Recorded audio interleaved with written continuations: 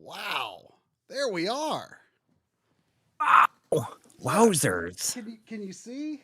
Holy mackerel. I'm a little off center, but it's all right though. I'm wearing my N64 socks.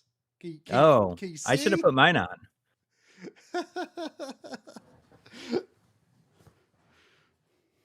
I mean, Sean Quinn got those for us. Yes, I actually didn't realize you had some. Yeah, I have some. Yeah, and they're pretty comfy. I gotta say, as far as socks go, you know, I as far as socks go. Do you wear them relatively often, even though you hate N64? Yeah. Honestly, I wear them more than a lot of other socks that I have. Well, you probably wear them more than I do, actually. Like I kind of like break them out like when the weather is like kind of a more in between state. It's actually pretty cold today, but I decided to put them on because I wanted to play this tonight. But like they're thinner than most of the socks I have, so like it's got to be like that right kind of temperature where it's like, well, I want to wear socks and slippers and shoes instead of sandals, but like it can't be too cold either because they're just a little thinner, right? You know, can't be too cold. All right. So what's on deck for tonight? I don't really know the backstory behind you deciding to do this one. There's really not much backstory. I was just, it sounded fun. I'd installed a bunch of things and on my computer here. In fact, why don't I just go ahead and switch on? Yeah, I'm gonna go ahead and post this on. Oh, geez. Didn't mean to jump scare y'all there.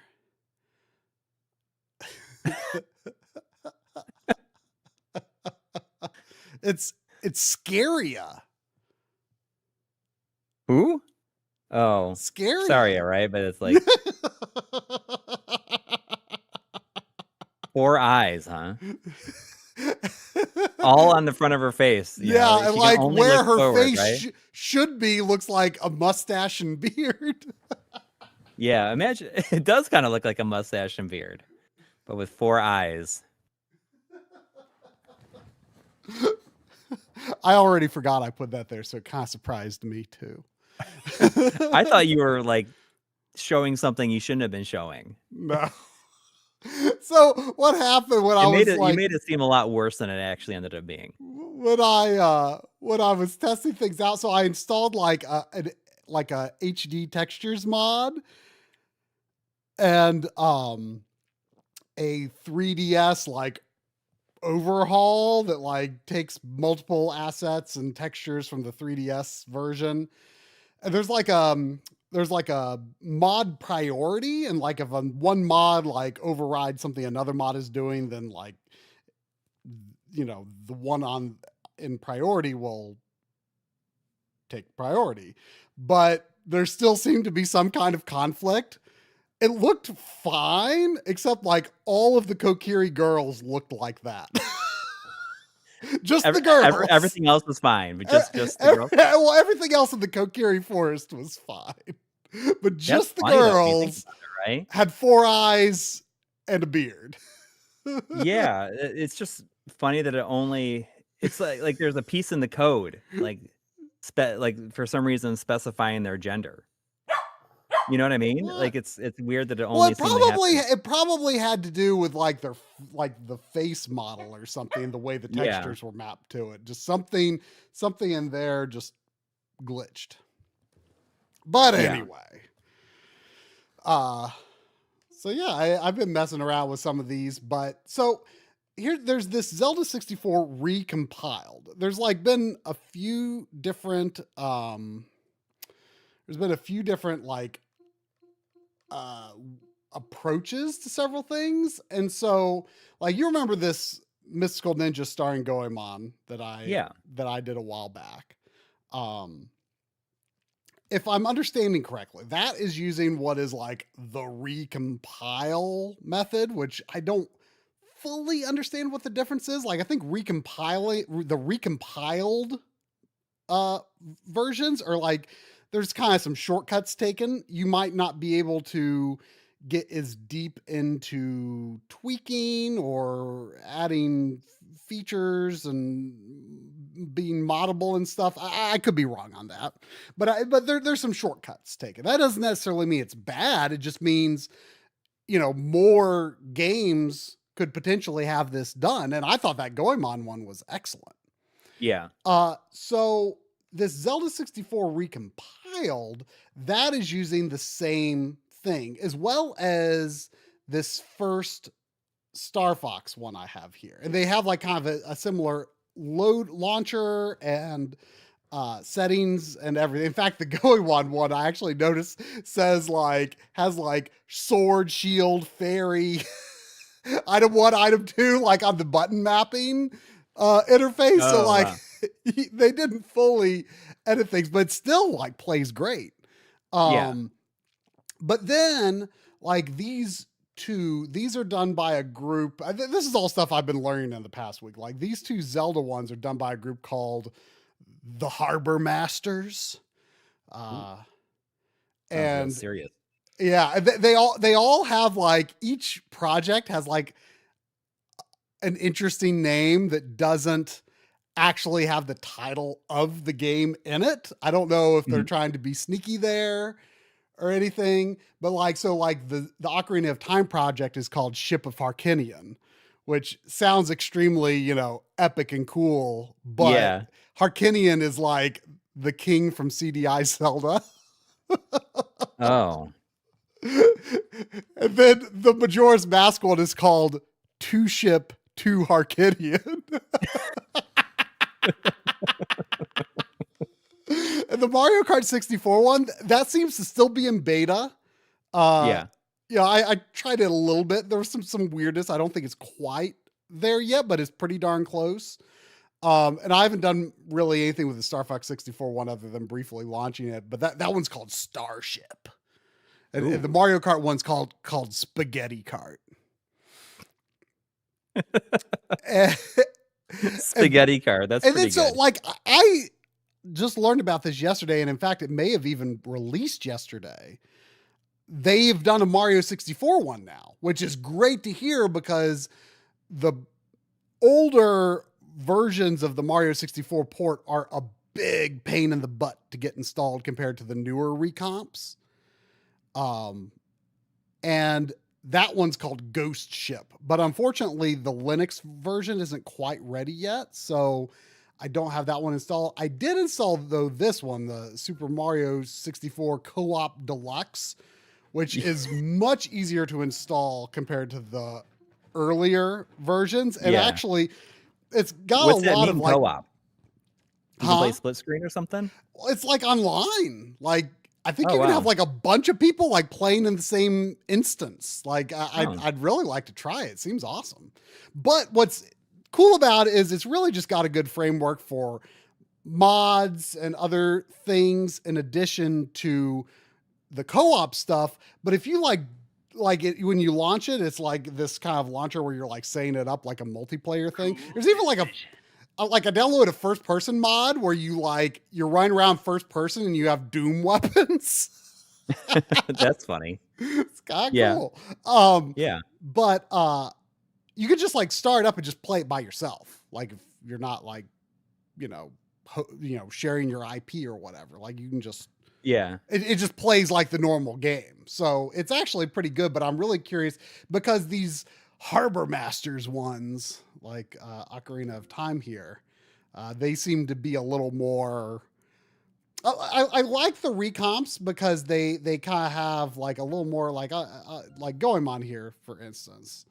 Like they've kind of got a little bit more of a sort of controller friendly interface here. Like you can just use it. Oh yeah. Like this, whereas the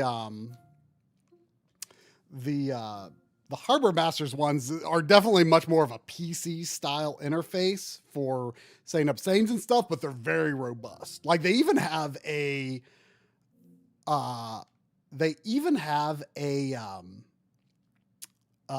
like a randomizer stuff built in. Like I don't know if it's like all the randomizer stuff you can do with emulators, but I can't find it right now, but pretty robust. Sorry. No. I can't right now. I'm sorry. All right, you can keep on going. Sorry. I didn't mean to.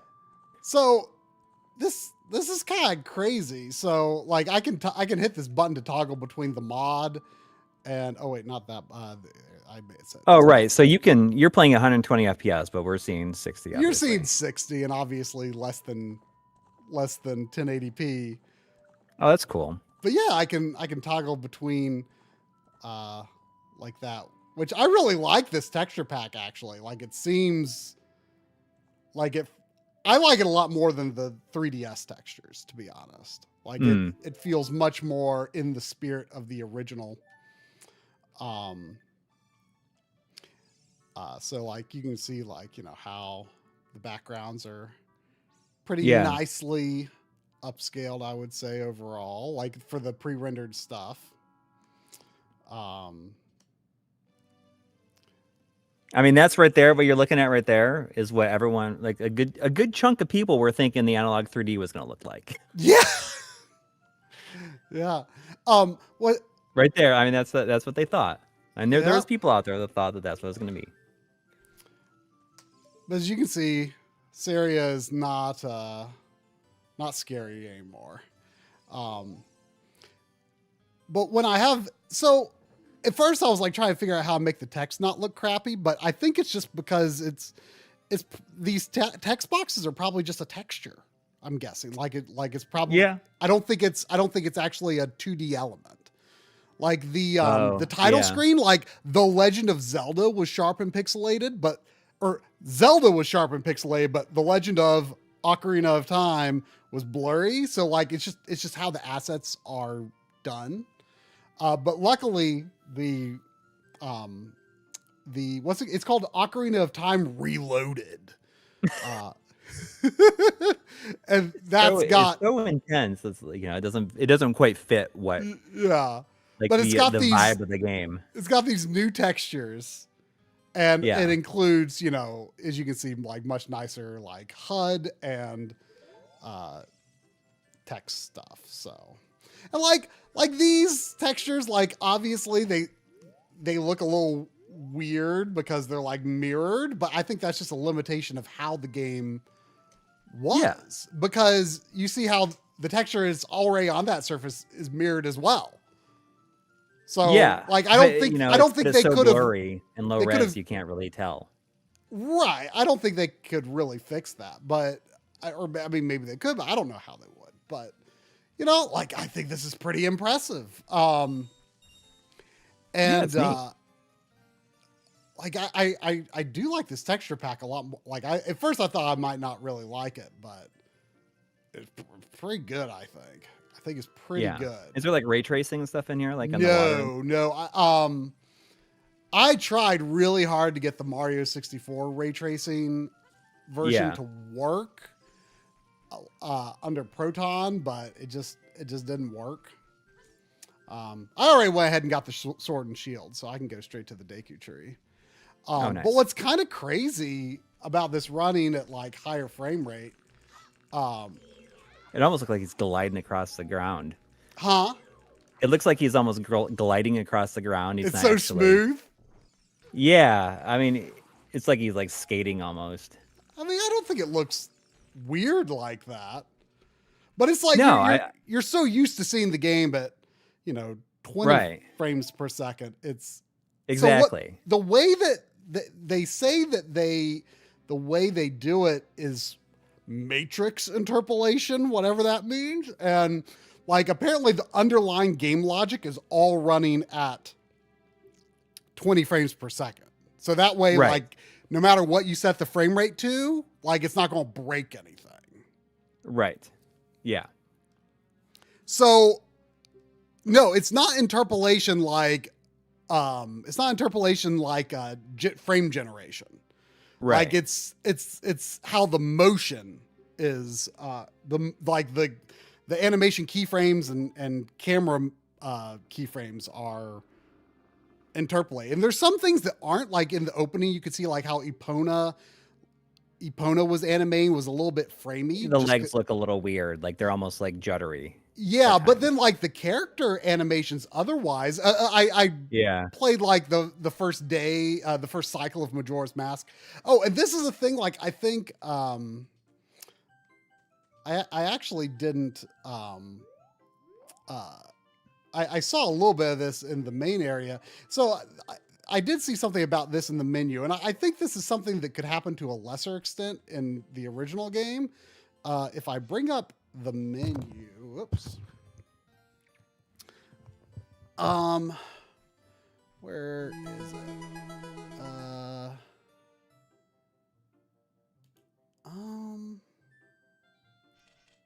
Was it? While you're doing that, while you find it, I have a couple of super chats I got to read. Yeah.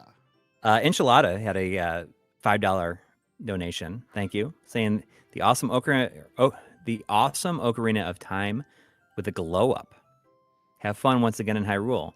Also, I had a Taco Bell potato griller yesterday, and I was most pleased. A what kind of griller? A Taco Bell potato griller. Potato, okay. Potatoes, you know. Thank you. And there's also Nana Cheesecake has been a member for 36 months in a row. Thank you. 36. Saying, is that a Lunix on my Sunday? Whoa, this is a family-friendly channel. Put that down. I think that was my leg with the socks. Oh, okay.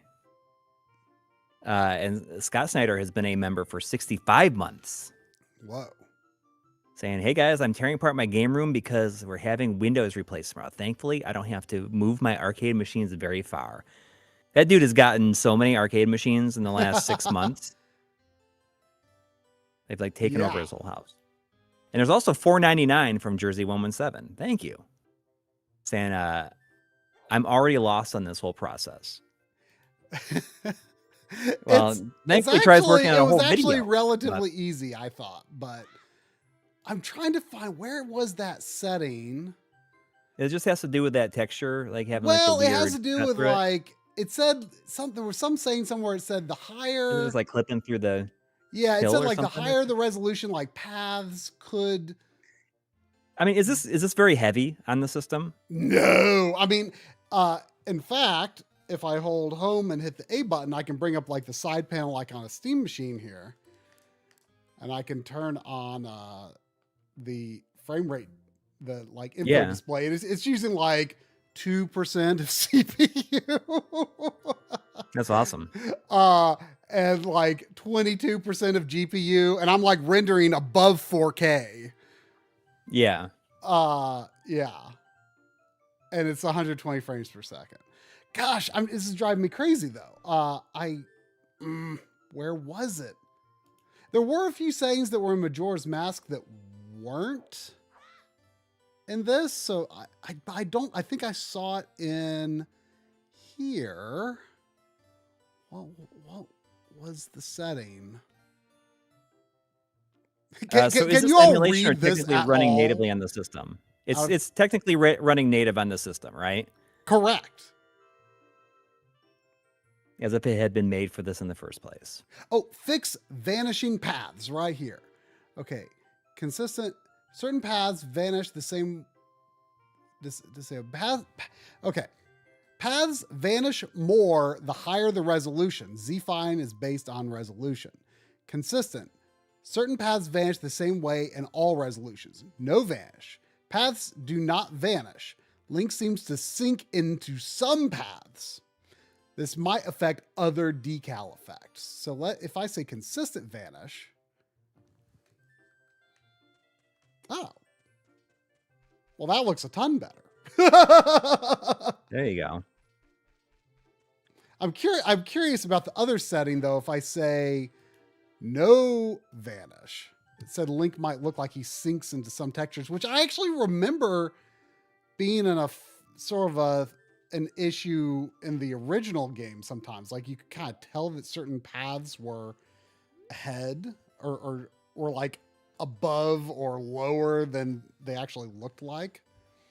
Yeah. Yeah, you So can I'll see say the consistent CPU up vanish. there. That's what we want. There we CPU go. usage. Anyway, I'll turn off the frame rate overlay. Yeah, it's using 1 or 2%. Yes. Now I've seen some stutters every now and then, like when doing something new. I'm not sure if that's like a shader compilation type a deal, or what, but overall it seems crazy impressive. So it's been a good number of years since I played all the way through this. So well, You probably have it memorized, whether or not you I mean, I've got realize it basically memorized, but Yeah. you know, I might be a little rusty. You know, I one time, one of my friends in high school, he just was unwilling to figure out anything in this game for himself, but he wanted to play through it. And so I was literally on the phone with him for every time he was playing the game. That's being a good friend. I would not have the patience to do that. Like, oh, I want to play through it, but I don't want to do any of the thought work associated with it. So, I mean, then why even play it? But I I was definitely kind of a little bit what have I gotten myself into?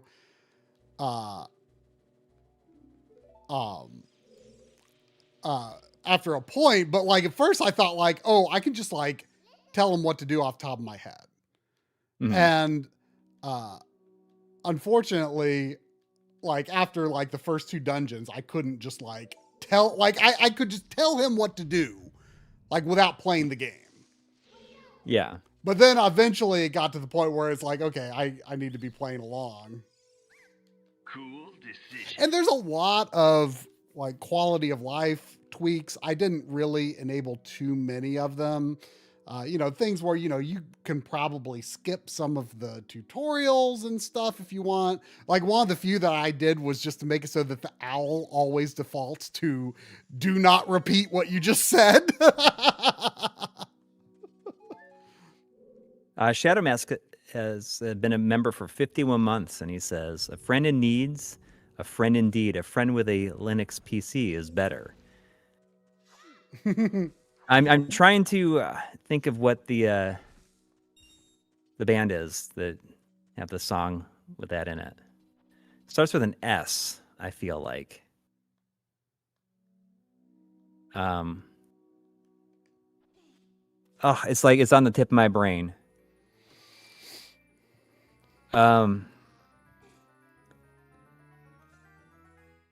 It is Placebo, yes. You're right, it is Placebo. Man, I don't know, I was thinking S. I really gotta say, this, I like the look of this this texture pack a lot. It does not feel out of style at all to me, you know? Right, it's not too much. Right. It's just it's right. a good medium. I thought you know, I briefly tried the 3DS mod, but I like this one more. Mm-hmm. It just feels more true to the spirit of the original. Yeah, I wasn't so sure I was gonna like. I don't know if she had any involvement with the mod itself or if she was just part of submitting it, but the place where it was uploaded was submitted by I think it's Dana the Elf, who I've seen in our comments and I believe even streams before. Yeah.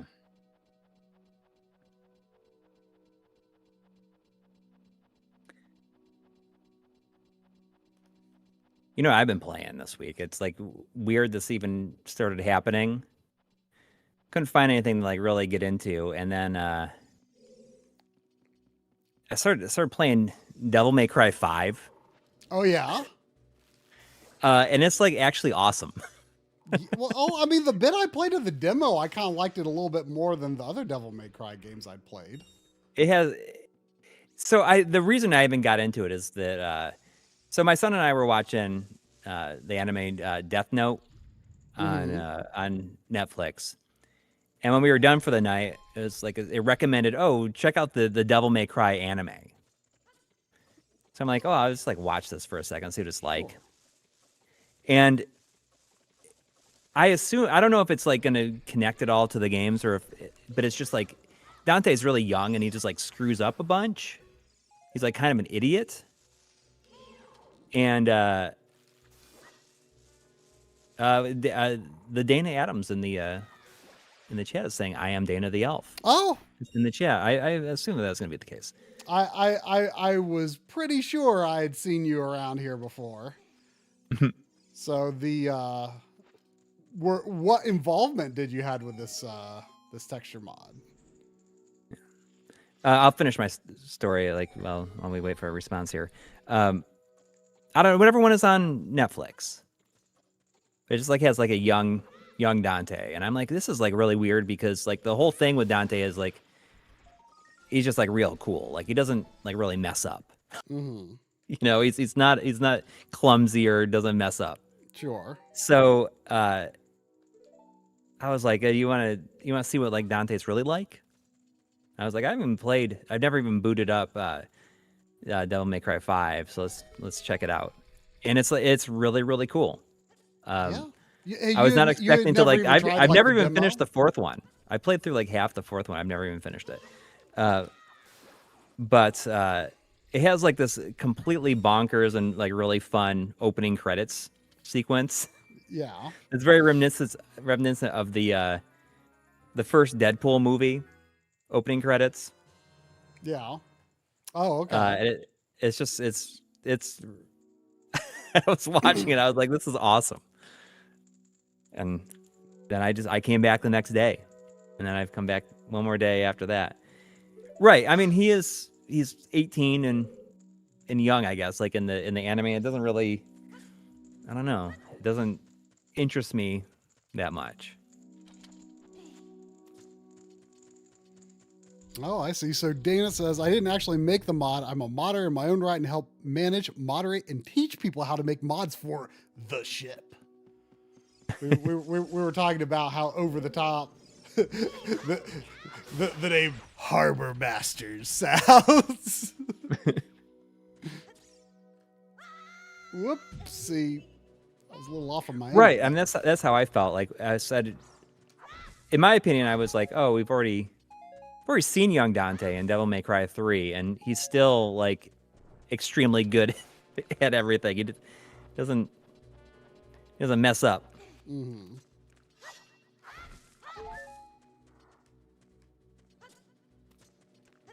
Oops.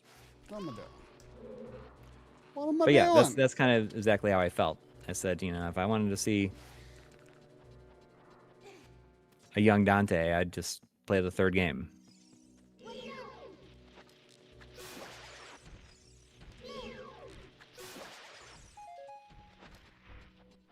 You got to go all the way back up though and jump right into the web. Yeah. Oops. I forgot to get one of the Skulltulas. Always gonna get me.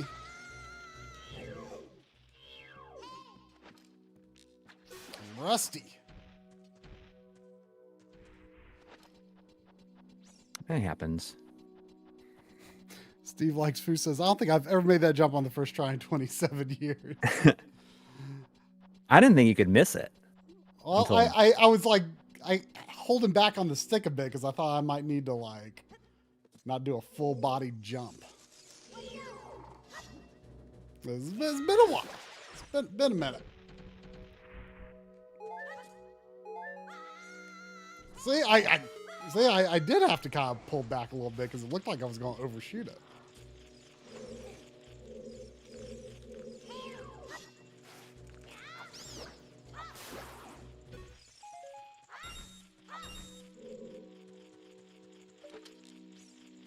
There's an option as well for gyro controls in the menu, but I don't think. See, I'm using the NSO N64 controller.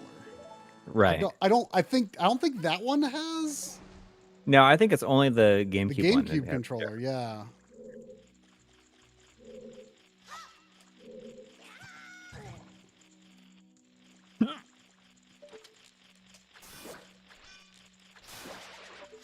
Hey, when are you going to Germany? Do you know yet? Oh, Have you bought your ticket yet? I mean, I bought the ticket for cheap quite a while ago.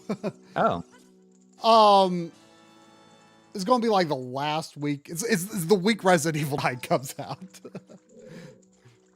oh, So I'll be playing a couple of weeks late. so like February 27th or something like that. Something like that. I'm going to be going that week, yeah.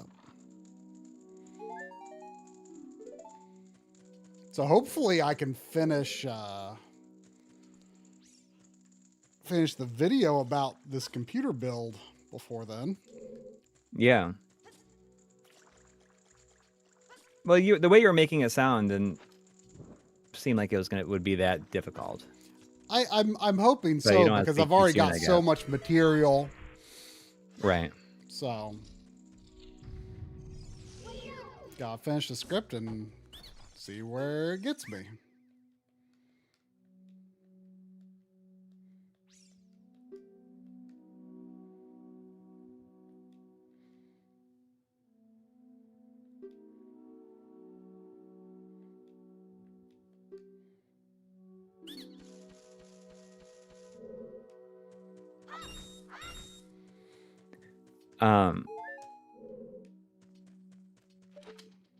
Yeah, I'll have to figure out what I'm doing for streams while you're gone.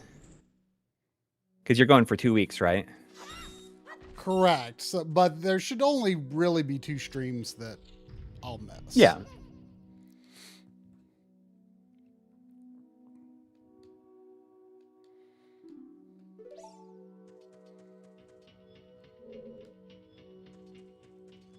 That should be fun.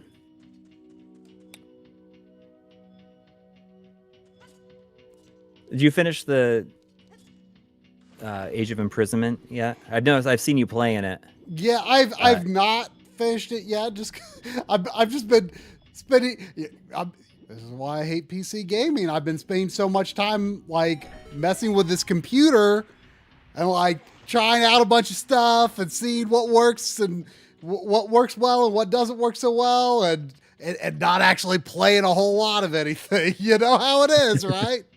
Yeah. So yeah, I got really back into Age of Imprisonment on Friday and was really feeling it. So, but no, like I mean, if I had a rough guess, I'd say maybe I'm halfway through it.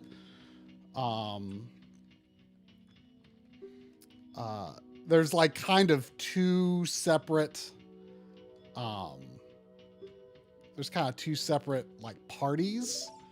There's like Zelda's party, and then there's this other party that is a core, like kind of a Korok, and a interesting construct that he travels with, I will say, who behaves very strangely like Link. Weird. I actually got to the story part where they kind of explain why, and it kind of works actually. Really? Yeah, I was like, oh, okay, that's fun. I see where they're going with this. The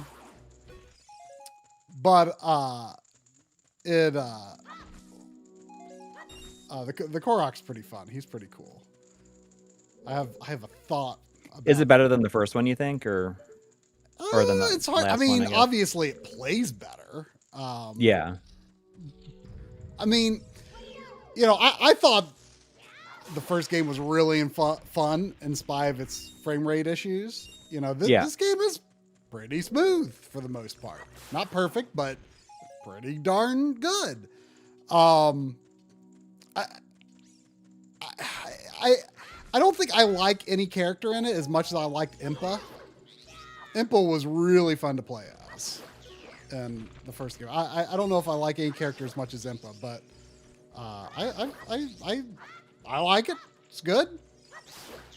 In Nice. a lot of ways, though, like I like how these two most recent ones, like, kind of, you know, tell the story of the past time frame. Right. Like, instead that of makes having them just, seem like, more mix them- meaningful than like just generic Hyrule Warriors. But the more I think about it, I kind of think I like just the original Hyrule Warriors the best, just because it's kind of its own silly thing, you know? Yeah. Like, these games are like, you know, they're trying to be serious. They got to stay within canon. Yeah. I mean, not to say that the others weren't sort of acting serious, but, you know, they were silly in a lot of ways, I thought. Right. Let's see, Zenkai Boost is asking what's the advantage between the ship port and the recomp. Well, for one, Ocarina of Time is actually not available on the recomp yet. Just Majora's Mask. It's kind of a similar situation to the Goemon one, where, you know, only like it lists on the menu both Mystical Ninja starring Goemon and Goemon's Great Adventure, but Goemon's Great Adventure is still not available to play, which I hope happens because that game could benefit so much because it's, you know, it's a side scroller. So obviously you would really want it to be a higher frame rate than on N64. It's still great, but it that would definitely be a bit of a game changer. I haven't installed them yet, but I am curious to try the Sonic Unleashed and Jak and Daxter ones. Oh, yeah. Yeah, and I tried. Jak and I Daxter tried would be really interesting. Super Mario Brothers Remastered as well. Oh wait. Oh, that's the one that's like 23 is you can number play one. ultra wide if you wanted to, right? Yeah. That's cool. The Unbelievable 23 is that number Nintendo has never done that themselves. I mean, it looks like Super Mario Maker, honestly. Right. I'm just surprised that they haven't done it because I mean, even Sega did it with the Sonic, like the Origins collection and stuff. Just make like widescreen versions of it. Yeah. Imagine if they did like one. Yeah. Like one through World, like as widescreen version. I mean, that would sell insane amounts of copies. They're definitely flying a little close to the sun with that one though, because you have to provide a Super Mario Brothers ROM. There's like definitely stuff that I'm pretty sure is just for Mario Maker in there. No, I'm talking like Nintendo themselves should do it. Right. But what I'm saying is the Super Mario Brothers Remastered, like I'm not 100% positive, but I'm pretty sure, like, because you can choose to play as Toad and Toadette like you can in Mario Maker. And like I'm not 100% positive, but I'm pretty sure it's just the same sprites. And there's like some music too that's in there. There's like that music's not from Super Mario Brothers. Hmm.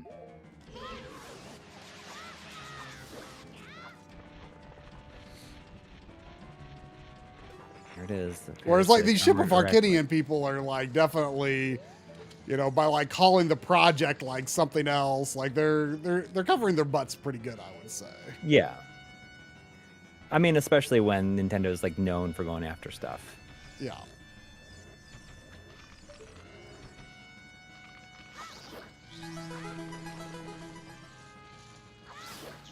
There's $5 from Chris Fratz. Thank you. An open goal is easier to set up than Unleashed Recomp, mainly because PS2 discs can be read on a PC. But you don't need a modded console to dump Unleashed. Right. Yeah. So Unleashed seems pretty complicated from what I was reading. Like, it's like multiple files that you get from like the install on your 360. Is it easy to remove because I read the instructions, like I didn't really read the instructions. I started to read the instructions.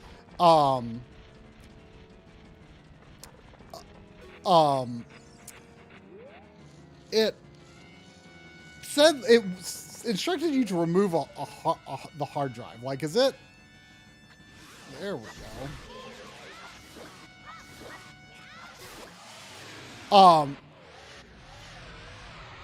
I started to read the instructions, and it was like, oh, you have to remove your hard drive for the different models. Like, look this up. Is it easy to remove the hard drive from a Model E or Model S? Like, is it?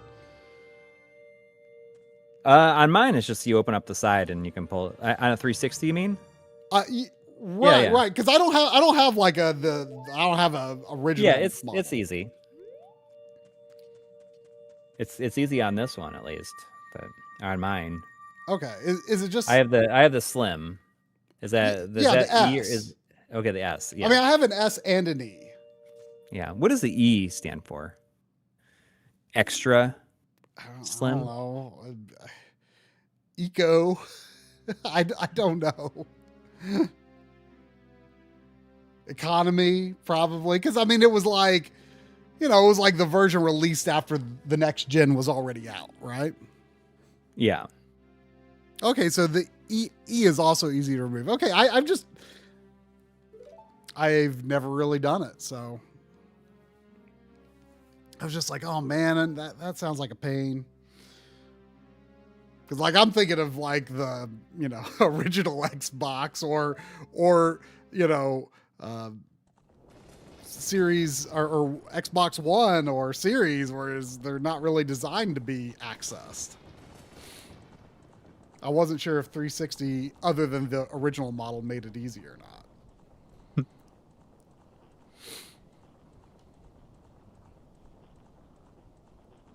No, it's not digital only because it has a disk drive. The E model is good. It doesn't have. I don't think it has like. I believe it may only have composite video for analog, but right, and HDMI, it uses so like it doesn't a little matter. It doesn't have an optical port for if you want that. But otherwise, it's totally fine. Yeah. I mean, I bought it brand new.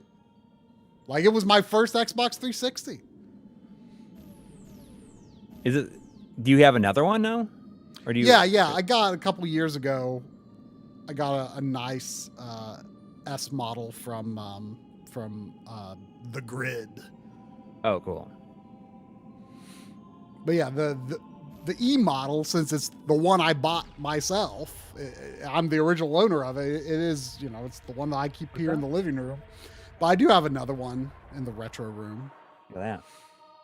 I have one over there. But I've never really used it too much. I mostly got it with the intention of. There she is with your guitar. I'll be right back.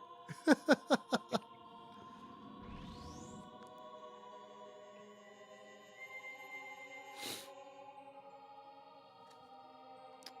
a pretty nice skybox on the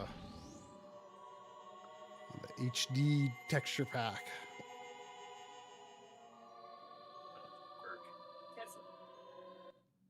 I really like this texture pack. I kind of didn't think I would, but it's nice. Oh yeah, look at that. They're different. I kind of like the colors on the original better here, but I like the colors on the new one too. They're just a little different. Just not rattling like it was.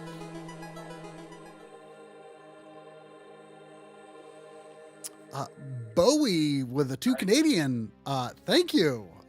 Saying, did you share the texture mods used here? I got new strings too, but I haven't done that yet.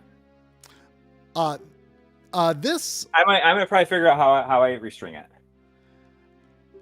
This texture mod is just called Ocarina of Time Reloaded. All right, I'm back. Sorry about that. Yeah, this is Ocarina of Time Reload, or maybe just Oot Reloaded.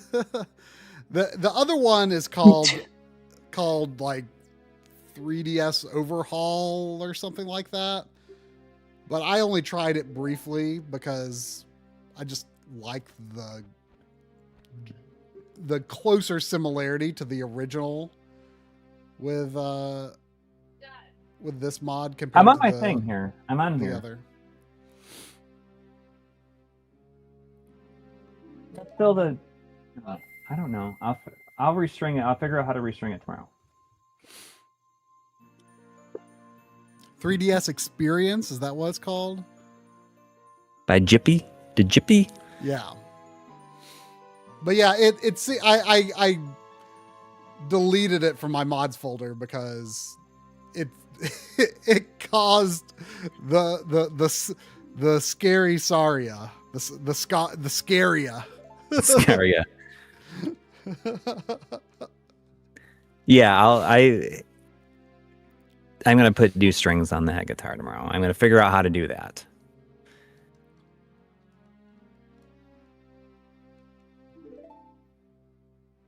That would be fun. Maybe that should be. Did she ruin your guitar strings? No. She's been playing it a ton. I'm gonna have to get her own. She's like already better than me, like by a lot. And she's only been. The thing is you know, it really got her. It got its claws in her. Yeah, well, you know, I mean, she played it for she's 3-4 hours the other day straight. You know, she's of the age where, you know, it's easy to take to new stuff. Yeah. Not to say we can't learn new stuff still, but you know. Well, I mean, I'm trying to learn new stuff, right? But yeah, I mean, she's already like really good at it, and I've been kind of like following this one app, and I see what she's learning from her stuff, and I'm like, well, maybe I need to start like not being so rigid with my following of this app and just like play some other stuff. But it's fun. I'm gonna end up having to get her. She's gonna end up having to get her own. So, a big thing I've heard is that it's good practice to have it close by. So like if I was sitting at my computer, I don't want to go up and go all the way over there and get it. If I wanted to just like, if I was just like waiting for something to render or something like that. So I put a hanging thing like right here where I can just like grab it if I want to now. Oh yeah, I saw that Linkle mod. I saw that there were like, I don't remember if it said there was a bounty or something or just a request. I don't remember how it was worded, but there was like a bounty for Linkle and Majora's Mask. What was Linkle from? I don't remember. Was that an actual thing, or is that just like a fandom thing? I can't remember. What is Linkle from, like Tingle's Rosy Rupee Land or something? Yeah, I don't remember. Oh, Hyrule Warriors. Right. Was that like from like a definitive edition or like 3DS version thing originally? Right. I guess that would make sense. Or with the Wii U version. I can't remember. I forgot about I don't think it was in the, I don't think she's in the, specifically the 3DS Hyrule Warriors. But yeah, the mods for Majora's Mask seem early days. Like there's no equivalent mod to this for Majora's Mask yet, it seems. There was a $2 Canadian from Bowie 1332 asking, can you share the texture mod used here? Yes, I read that while you were. Oh, okay. We're I was doing about guitar the stuff. guitar. Yeah, it's the Ocarina of Time Reloaded.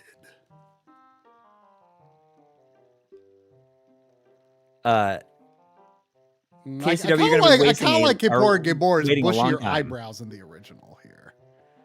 Yeah, it loses a bit in the new version. That sky's nice though.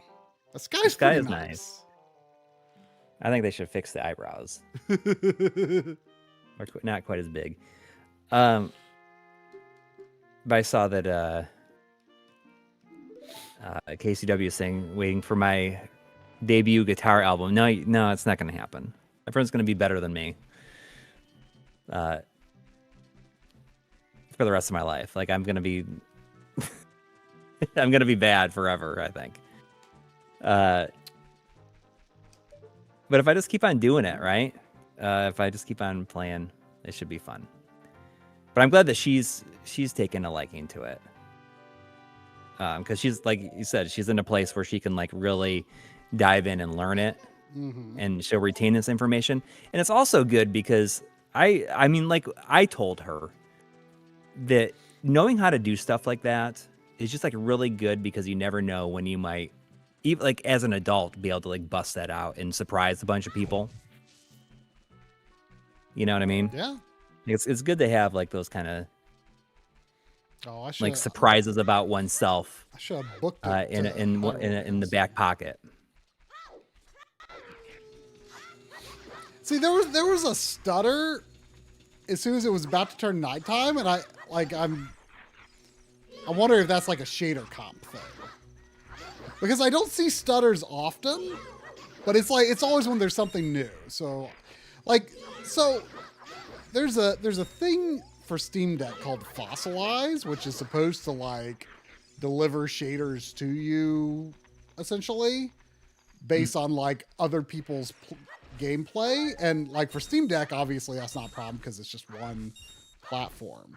But like, you know, my hardware is a little different. So someone would have had to have played on a 9060 XT, I guess, for that to compile. And I don't know if that would even work for games installed outside of Steam like this. Yeah. Oh, is that what you put in here? This is the AMD one, right? Yeah. So the reason is that NVIDIA's Linux support is just really bad. Okay. So you're sort of familiar with Gamers Nexus, I guess, right? Yeah, oh, of course, yeah. So they did, I learned this from Henry, and I watched a bit of the video myself. They did a video like trying to sort of get a feel for like Linux benchmarking. Yeah. And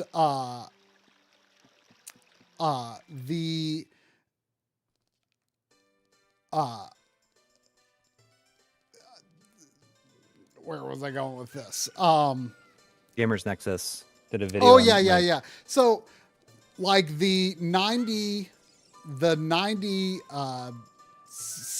XT, which is like the step above what I have.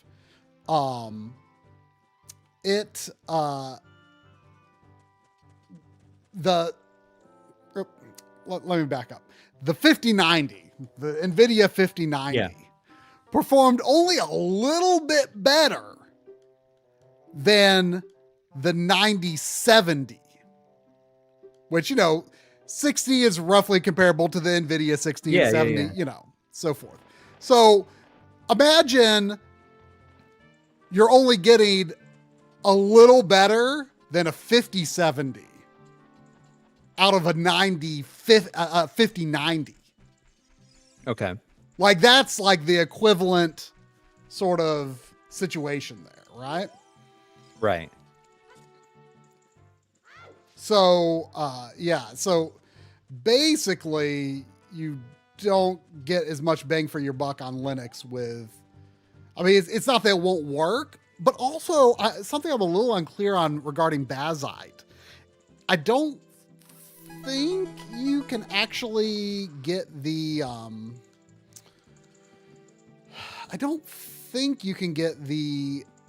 like the big picture mode equivalent thing if using Linux. I could be wrong on that, but I kind of think you might not be able to. I have to wait for nighttime, right? There's fewer soldiers out at night for some reason. I think I have to wait. So you're playing this on your new PC, but you're streaming it into... Correct. I'm using it like a console. Yeah. It's just another console. So I'm capturing How big is the case? Is it pretty small?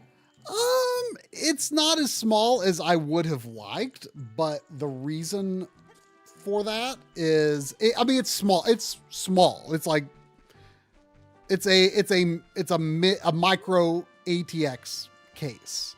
Right. But it's deep enough that if I wanted to put, I'm not going to put a 5090 in it, but if I wanted to, I could. Yeah. I mean, if you don't mind saying so, like, how much did all the components cost? Roughly $1,000. Okay, But- so that's not that bad, especially like if you're building a. Henry provided me with lightly used RAM. Oh, I see. That's going to be the real bottleneck, I guess, right now. Correct. But I mean, I wonder if I could take that Threadripper system and turn it. There's probably no Threadripper support on there. I mean, you think that Threadripper system with a well, so it with a does 30, not have to 70 be in it. It does not have to be AMD for a on the CPU, but AMD on the GPU it does need to be. But right now AMD is making the best CPUs anyway. Yeah, I mean that's what I have too. Oh, that case is like pretty nice, and it's got the wood paneling in the front. Oh yeah, so it's the Lee & Lee A3, which yeah, he linked it in the chat. It's really nice. I know how to get up here. I thought I had to wait for night, but I didn't. I can just sneak this way. It's been a while. It's been a while. Yeah, I'd have to get, but I mean, I wonder if I could take my system and use like the RAM that I already have in it, or something like that. Probably, but something that kind of surprised me a bit was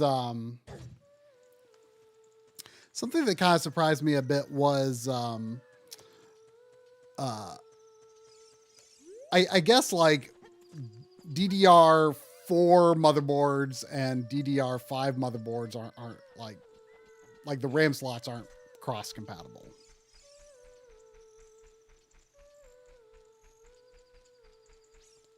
Yes, I have tried Final Fantasy 11. I'm getting some audio hitches though. I think I'm going to uninstall it and do a more vanilla installation and see if that fixes it. I mean, it's considered unsupported. Oh, duh. There's this over here. Henry, my thing is like, what if I just like built a system and used, because I got 96 gigs of RAM in there. It's 4 sticks. And I wonder if I could just take 2 of those sticks to use and that. Because I mean, I don't need like the 96 that's in there. Yeah. And I could just like build the rest of it. Because I would like to have like a small case, and I don't mind like. Yeah. So look up the. Yeah, I have 96 in this one too, just because. RAM used to be cheap. Yeah, So I just why figured not? like I could always use it, right? I mean, could only help. Oh, I forgot. I gotta get the cuckoo from Mal. Yeah, I don't know what that RAM. I'm gonna go. Let me look at my when I bought it, because I built the system I'm on right now as I built that late last summer. I should see what the RAM that I got for it is going for now. Well, while I'm doing that, there was $4.99 from Sea Storm Films 1. Thank you. Saying, I heard you get an Uzi in Dodongo's cave in the Reloaded mod. Only in the Japanese version, though. Oh. They removed it in the an Uzi. I mean, there do seem to be some weird mods out there. You know, I'm kind of going for something a little more subdued.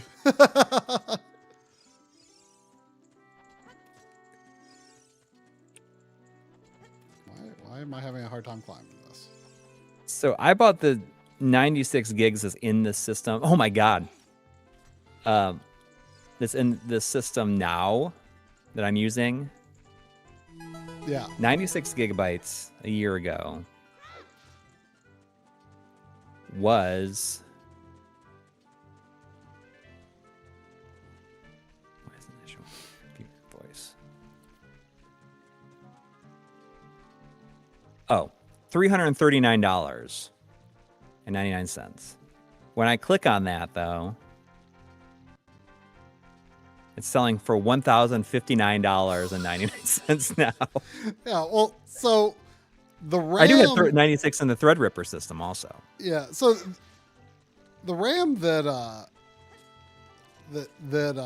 I got via Henry, like he got when it was brand spanking new, so it was like, I don't know, maybe $300, and he said it was like top of the line kit at the time. But like for most of its shelf life, it was like $110. Oh, okay. Oh yeah, I got a... Man, I forgot about all this waiting around you have to do for the beginning here. Let me see if I can find out what the how much I paid for the RAM that's in the Threadripper system. So, but anyway, yeah. So that RAM, like when we were at Microcenter, I saw what I'm pretty sure was the same kit for like $500. For how much? It basically the same kit for $500.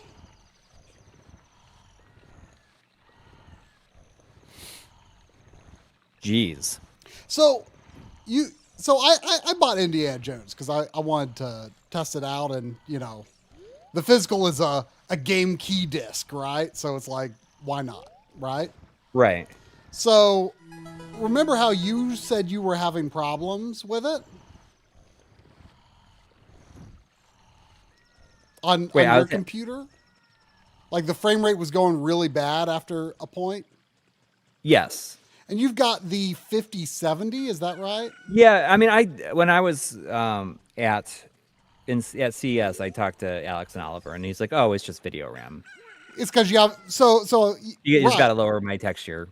Correct. Detail. So you've got, and that's the big constraint with Indiana Jones. Yeah. And so your card has 12 gigs of VRAM.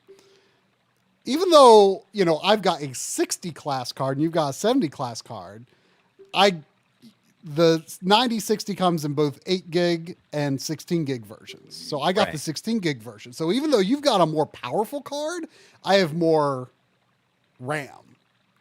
Right. Which is helpful, you know, in situations like Indiana Jones. I believe it's also helpful for like ray tracing and stuff. Even though like NVIDIA does tend to have much better ray tracing acceleration, but you know, AMD's catching up, right? Yeah. Even though they don't, AMD does not have an 80 class or 90 class card this generation. They're only going up to the 70 level. Well, I wonder if I could take RAM out of that system though, and yeah. Well, I mean, but it would. So I could probably put my 30. Is it DDR4 or 5? I don't know if I don't know when did it DDR5 come out? sounds like you just looked it up. No, I couldn't find it. Oh, I may have, maybe I bought it. So apparently, like some motherboard because of the RAM situation, some motherboard manufacturers are going to start making DDR4 motherboards again. So you could get you could get one with a brand new AM5 CPU slot, but reuse old DDR4 RAM with it. It's just the only problem is if you know one day RAM goes back down and you could have upgraded to DDR5, you wouldn't have an upgrade path with that motherboard. That's the only downside, but it would probably be fine. Yeah. Well, let me just like see I can't imagine find this. DDR4 would be that bad for our needs, but I'll let Henry chime in on that because I'm just saying that out of my butt. We in our little podcast thing, we did discuss Oh, I like how in the like that it's like kind of unfiltered and sharp looking, like the sort of ornament in the middle here. That's neat.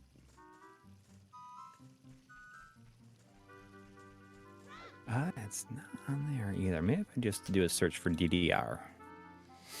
And the other Okay, so I do have it's DDR4.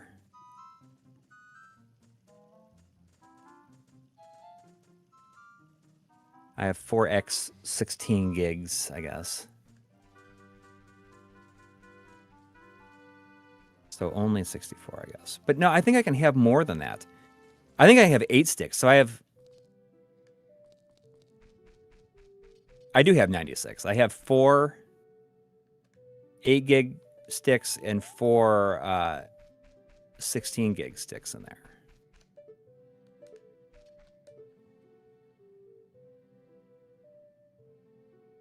Believe it or not.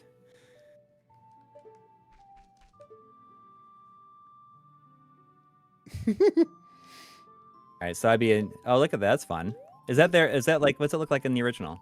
I went back and forth. So is there, it like yeah. that? You see that in? That's in the original. That's in the original too? Yeah. Huh. All right. Well, I mean, this is just like food for thought. I don't know if it's something that I'm gonna actually do. So something that Henry told me, apparently you really, because I was, something I was asking when we did our little discussion, what if like could you get by on 16 gigs of RAM if you like wanted to like split a 32 pack with a friend? Like would 16 gigs be enough for a gaming machine? And the main reason he was reluctant to recommend that is because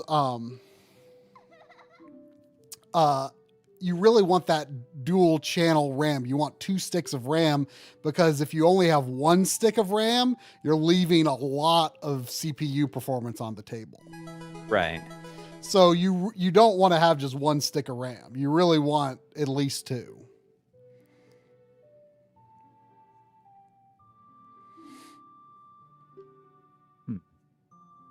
There's $2 from Matthew. Thank you.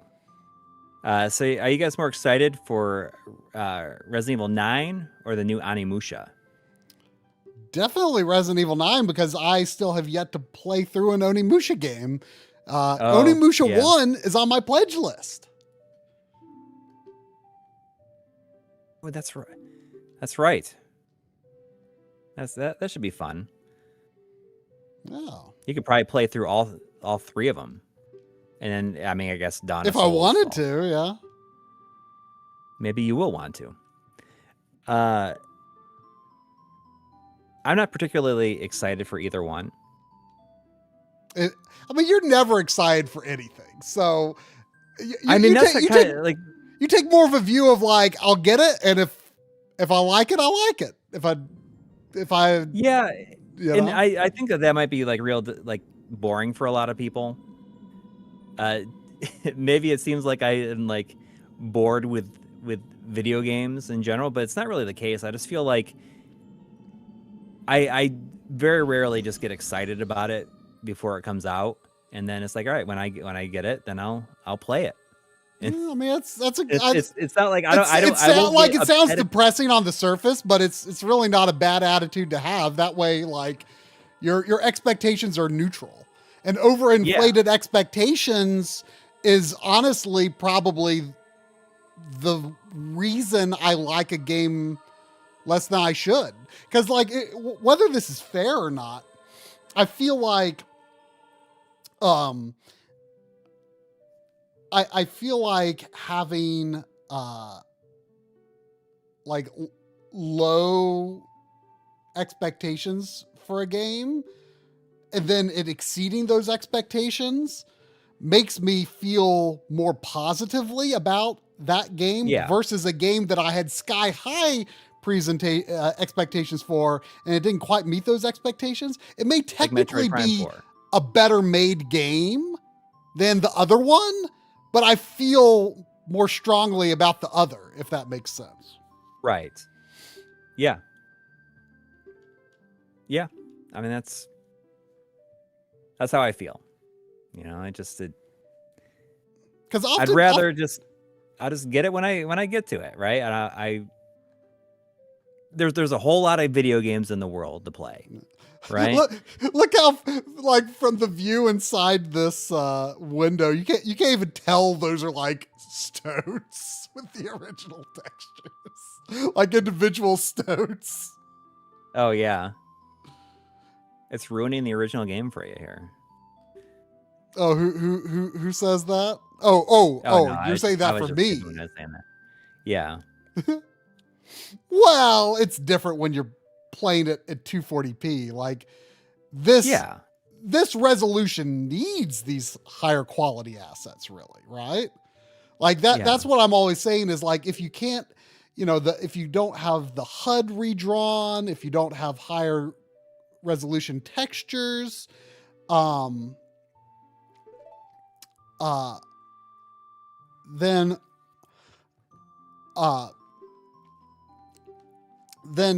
the original version, if the original resolution is more cohesive. Like if all you do is high resolution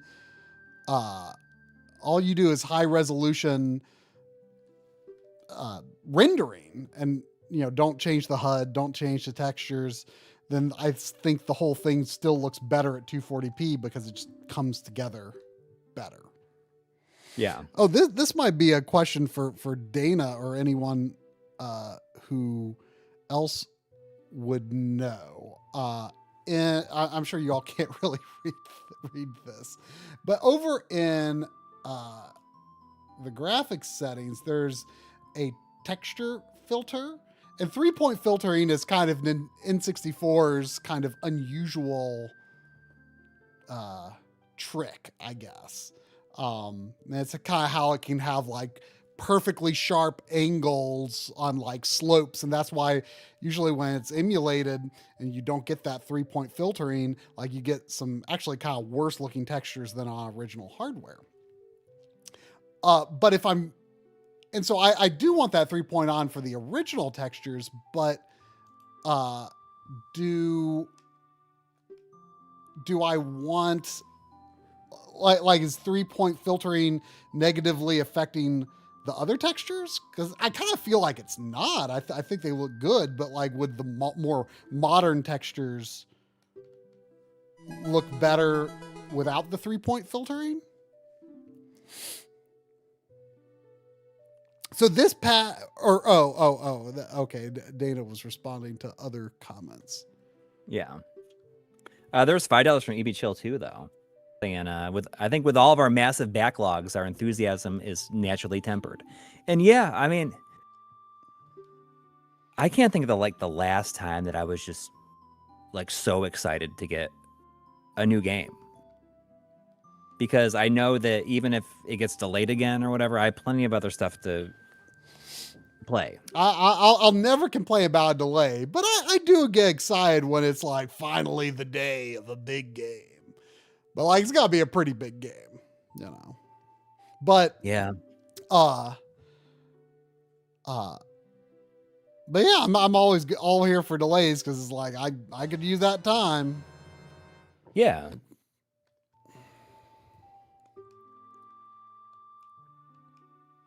Was I excited for Death Stranding 2? I mean, not really. I didn't watch any of the trailers at all. I was just like, when I get it, maybe I will play it right away, and I ended up doing that. I don't go through it in my head like I wonder what's going to happen in the story. Like I just don't do that anymore. Okay, cool. So the tri-point filter automatically switches to bilinear with the high def textures. No need to change anything. Good. I see Soulcore saying, I don't think I'll ever be as excited as I was for Halo 3. And yeah, I mean, I was really excited about that. I can't think of the last time that it happened, though. I mean, I'm sure it happened again since Halo 3.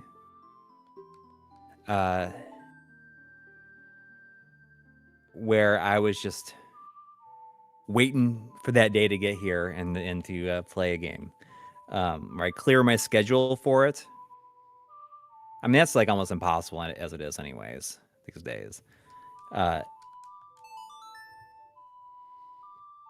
don't know. I can't think of the last time, but I mean, Halo 3 was definitely a big one where I was just so excited. I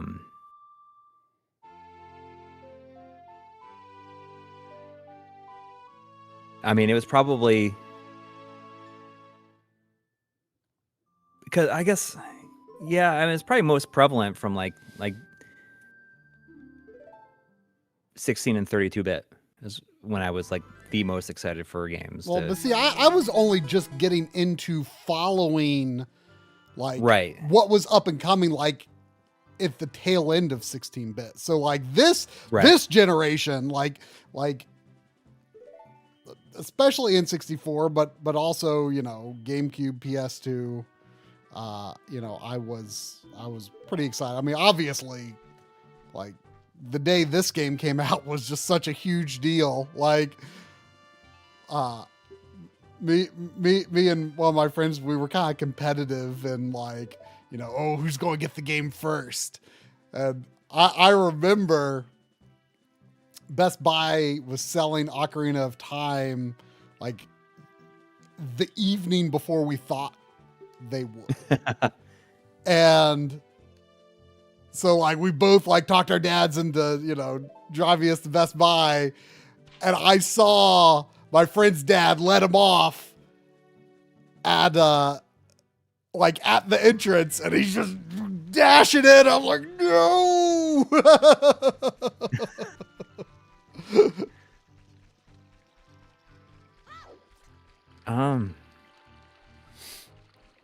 Yeah, I mean, one of the most memorable for me was always like, it was being so excited for Mega Man X and having it pre-ordered. And the day it came out, it was the day that we had a snow day at school. Oh man.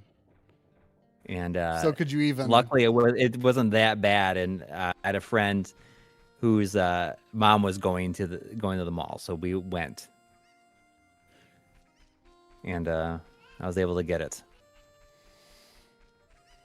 And I still love that first Mega Man X. I think it's easily the best one in that series, and probably in my top 3 favorite Mega Man games. It's like 1, 2, and X are like my favorite Mega Man games. So this looks good with the new texture pack. So like this staircase here, I'm pretty sure if you, I can't check on the fly because it would make me restart the game, but if you didn't have tri-point filtering on, I'm pretty sure that this diagonal on the staircase would be jagged. So it was actually an interesting feature of the N64 that it did this kind of filtering. I'm pretty sure that's how it would be. Ooh, look at that. Go up to the wall there. I want to see like the dirt and the rock. It looks pretty good. Just the texture of it looks really good. Yeah. Like the staircase looks, I mean, for a flat slope staircase, that's pretty good looking right there. Yeah. First Mega Man X plays like a dream. Slide and wall jump are perfect. Yeah, I mean, I would say that there's several Super Nintendo games that I feel like in my mind are basically perfect games. And I would say that Mega Man X is one of those games. Like that and Link to the Past. Probably Contra 3 is a perfect game. I mean, you can pick out flaws with it if you want to, but I feel like there is a lot of games on the Super Nintendo that I just feel like they're basically perfect. Super Metroid, yeah, absolutely. Oh, I forgot to get the shield. I mean, I don't have to get it, but I should. Dude, U.S. Squadron is a fantastic game.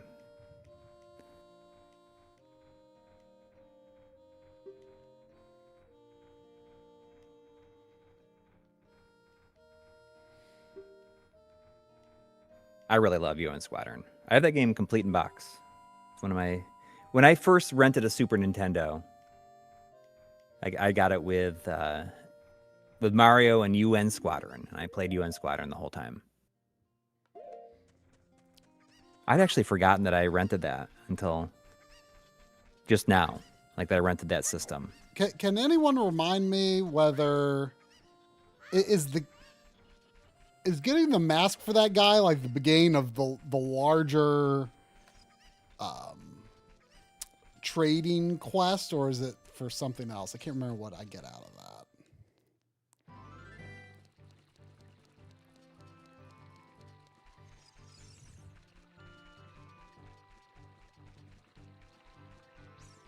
And do I need to do anything in Kakariko other than just go up to Death Mountain? I don't think I have to do anything right away.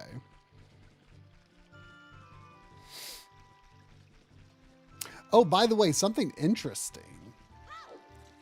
When I was testing out Majora's Mask, remember how the Happy Mask salesman has those like jump cut animations that he like swaps between those poses? Well, at a higher frame rate, you actually see it in like very quickly interpolate between those.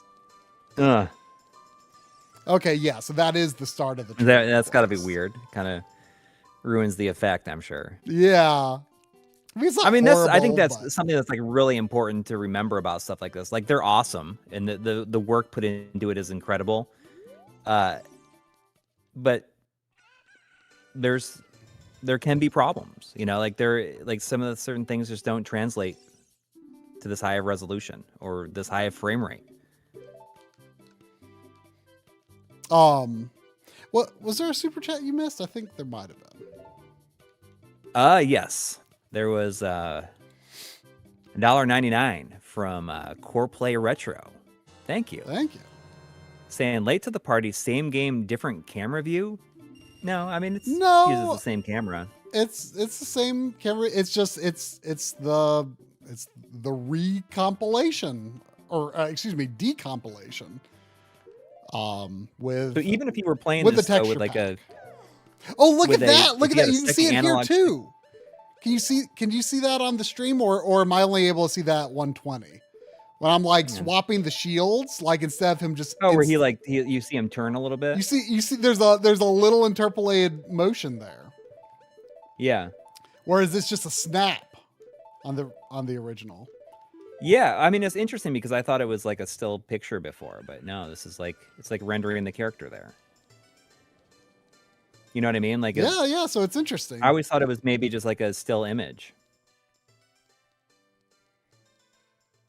But no, yeah, it's the same game. It's just the recompiled or decompiled and recompiled, however you want to put it.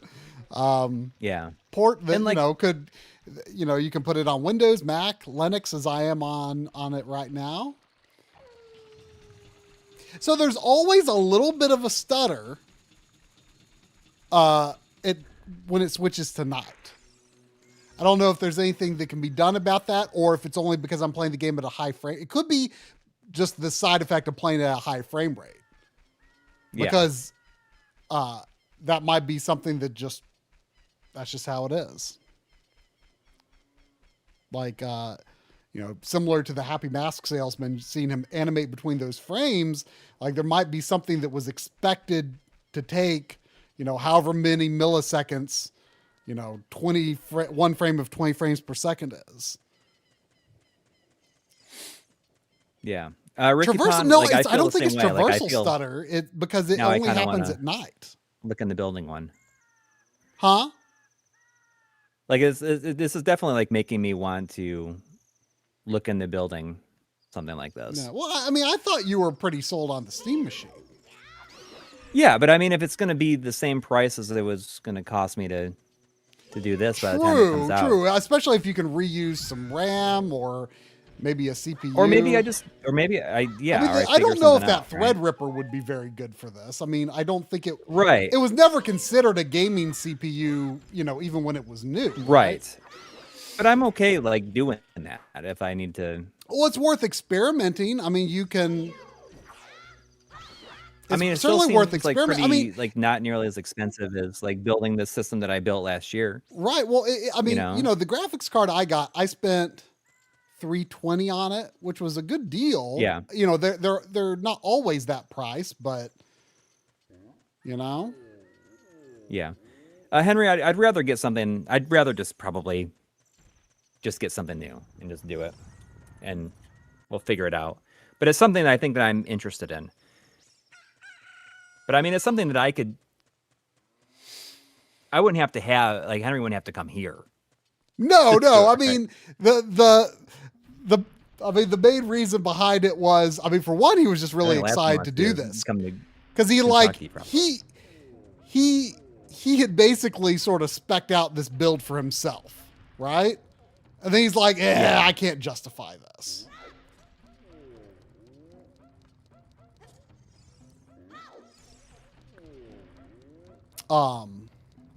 It certainly does interest me, so.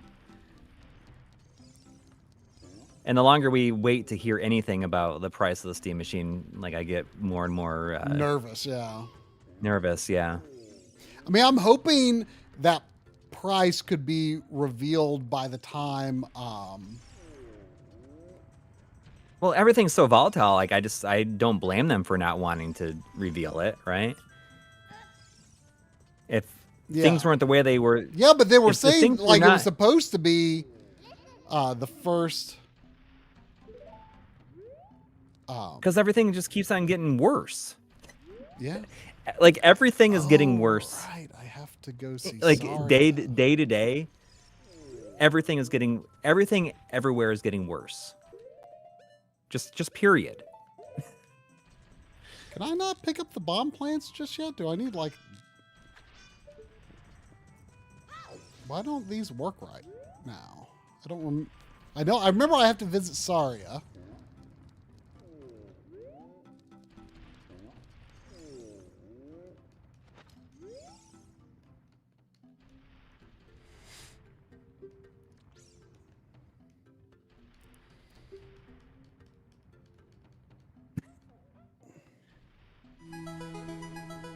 Another $5 from Matthew.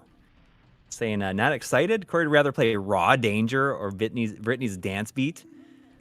Really, I'm enjoying Eartheon and Resident Evil 3 Nemesis.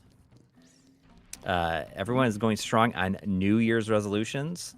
Yeah. I mean, I'm really doing this 5K. I'm gonna do it in this. I don't know if I didn't talk about it here. I talked about it on the other stream. Or whatever. Mean, you. I think you talked about considering it. Yeah, I think I'm doing it. I'm gonna do it like either. It's gonna probably be this spring. And I'm doing it. I'm running that amount, or running or walking that amount 3 times a week at the gym. And I can currently do 2 miles without walking. And then when I can get to that point, and then I got to walk for like maybe a quarter of a mile, and I can generally like do the rest. I know I need Saria's song, but can I use that shortcut to the Lost Woods, or do I have to go all the way back to Kokiri Forest the long way? I don't remember having to go the long way. But maybe I do. Gonna need the song to impress the Goron King. Yeah, I remember that. I just don't remember if there's a way to use that shortcut right now.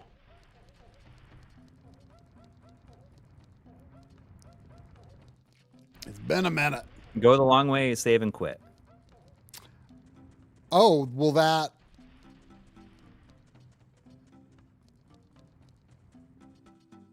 put me... Can I use the shortcut to get back here, though? You need the fire from the Goron King. You can't use the shortcut without the bracelet. When do I get the bracelet? I get the bomb back. Does Darunia give me the bracelet? I don't know. Yeah, fire blows up bombs, but I don't have... the torches are lit.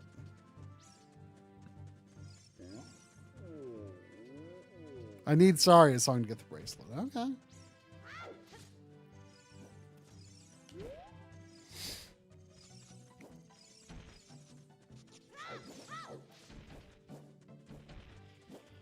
I mean, man, one time I beat this game in a single sitting in the summer. It was like the first day of summer one year. I'm like, I'm going to play Ocarina of Time in one sitting. And I sure did. How many hours did it take you? Oh, I don't know. I mean, when I say one sitting, I mean, it was one day. Yeah, it's not like, I mean, you got up and moved around. Yeah. Maybe. I mean, I don't know. It was probably To use the bathroom. 8 hours. I don't know. But like, I used to know the order of, you know, like the order of required events in this game, you know, beyond a shadow of a doubt. I can learn Epona's song now, can't I? Not that I'm super likely to need it by the end of this stream, but why not visit Lon Lon Ranch? Why not?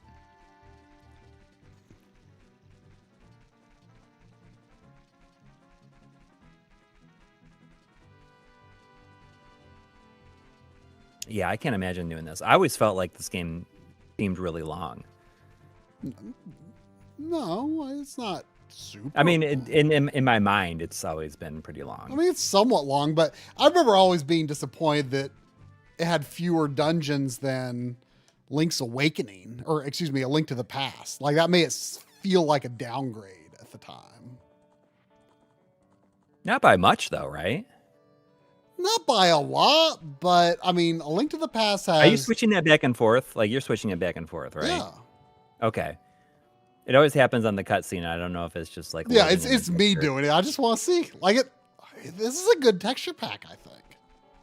Mhm. Like I'm quite impressed.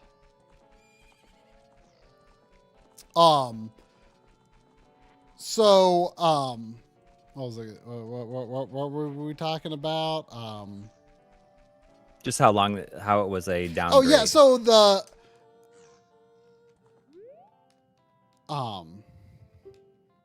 It felt like a downgrade because it well, was. yeah. So like, I it had mean, less- Link to the Past has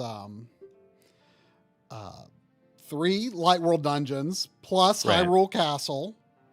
Then it's got 7 sages to rescue plus Ganon's Tower. So I'm pretty sure it's got like 11 to 12 dungeons, depending on how you count. Right.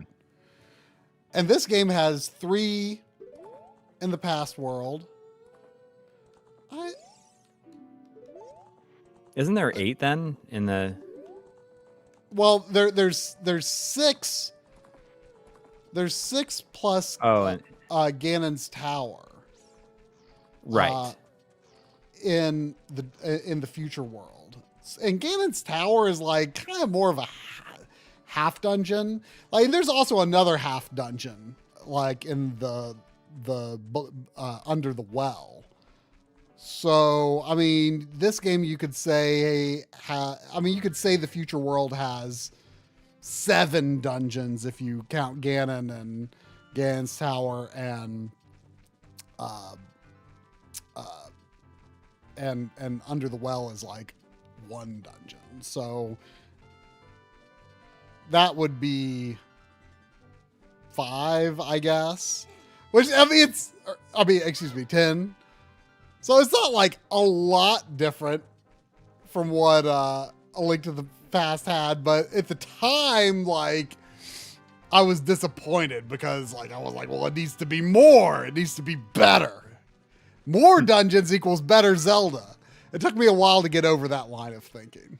Yeah, especially since no Zelda game has had that as many as Link to the Past since, right? I don't believe so. Like not even close a lot of times. Unless Link Between Worlds, maybe? Probably has this the I same don't or know. similar. 'Cause I feel like that game in my mind felt shorter than Link to the Past. But I'm pretty sure every area that had a dungeon in A Link to the Past has a dungeon in A Link Between Worlds. I wish I remembered more about Link Between Worlds. I played it once. I mean, same. That might be fun to like earmark for a replay sometime. Yeah, absolutely. I would love it if they made like a Switch version of it. You know, just like stick it in that other engine, like the overhead engine that they use for Link's Awakening and stuff. Cool. You're great.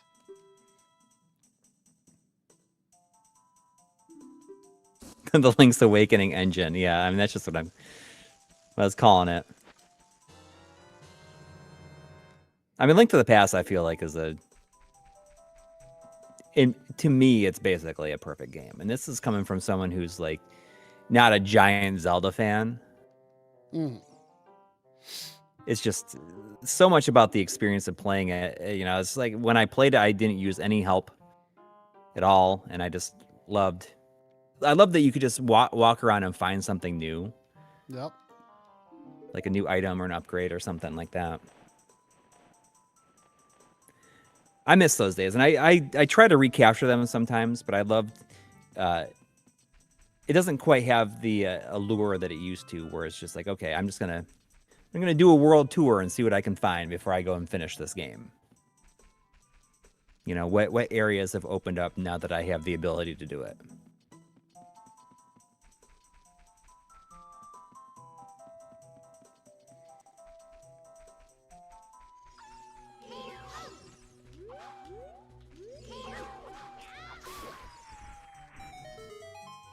Man, I totally forgot that you had to come here this early in the game.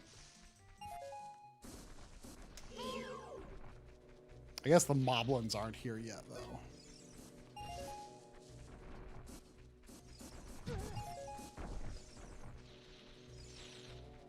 I mean, I didn't even finish the first Zelda until Virtual Console. Believe it or not, I'd finished Zelda 2. Yeah. Like back in the day. Yeah. I mean, that's a I'd tough borrowed the game. from That's impressive. a neighbor. Yeah. Like that, and I was able to beat it thanks to the help of a game player's game tape. It's funny, like that, and one of those tapes also helped me finish Milon's Secret Castle.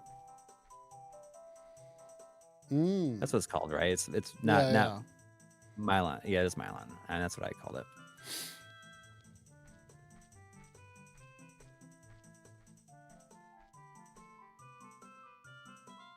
But yeah, I mean, I played Zelda when I rented Zelda and Mega Man 1. I feel like it was Memorial Day of probably like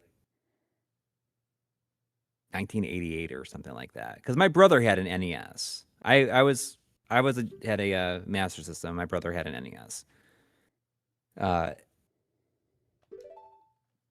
then when he kind of started to get bored of it, he just put it in the living room. So I'd rent games for it all the time. But I barely even touched Zelda. I played Mega Man the whole time. And it was so hard. I remember it took me most of a weekend to beat a single boss in Mega Man 1. See, the Octorox saying, for people who love A Link to the Past, what do you think makes it better than other 2D Zeldas? I mean, I think the biggest thing for me is I just really like the Light World and Dark World interactions. That was like, yeah, you know, it was still and innovative. they have this amazing I think music when I played it,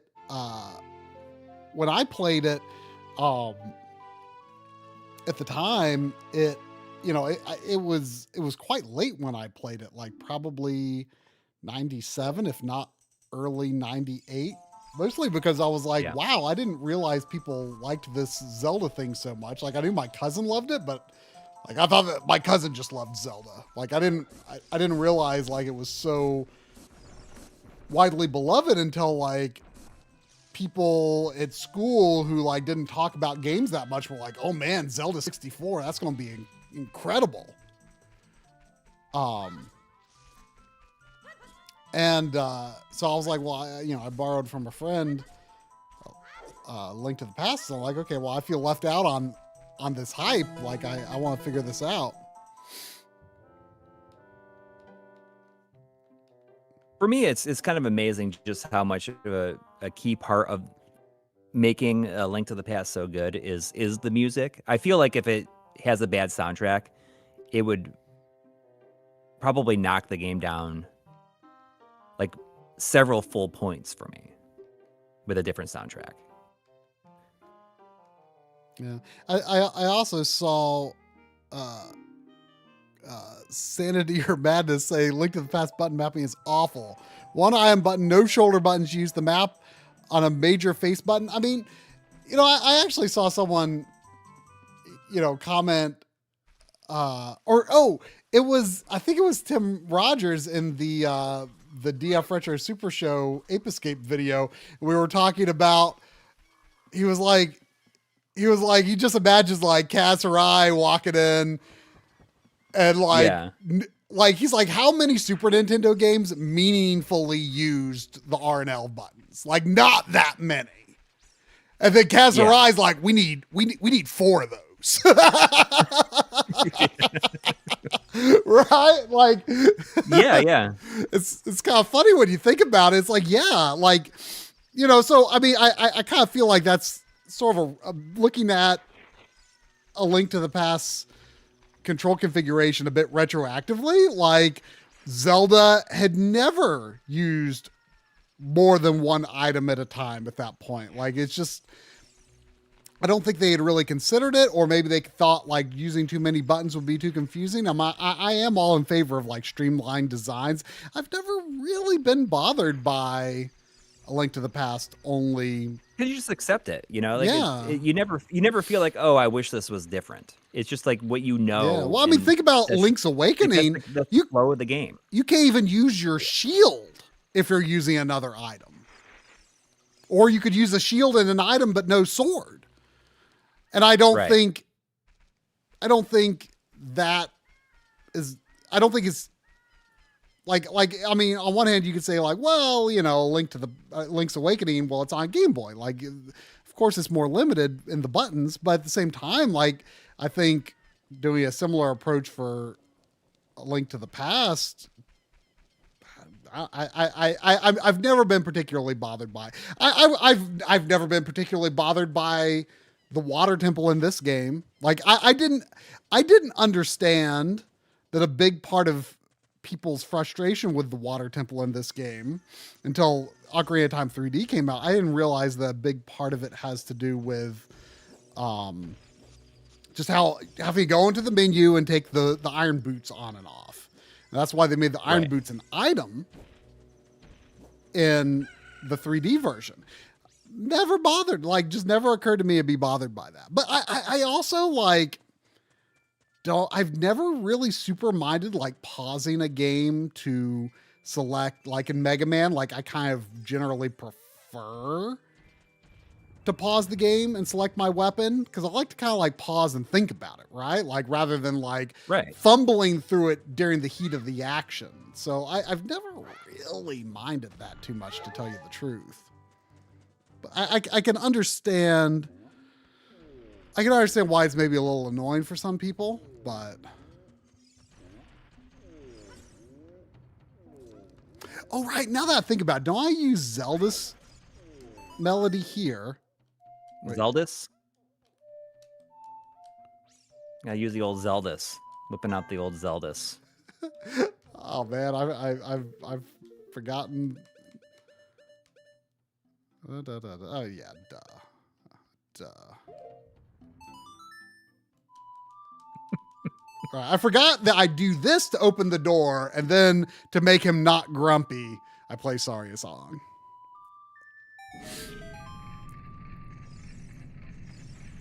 So this is interesting. I bet you he's going to have fairly framey animation on his dance, because over in the enhancements and fixes, I think it was in the fixes tab. Okay, so desync fixes.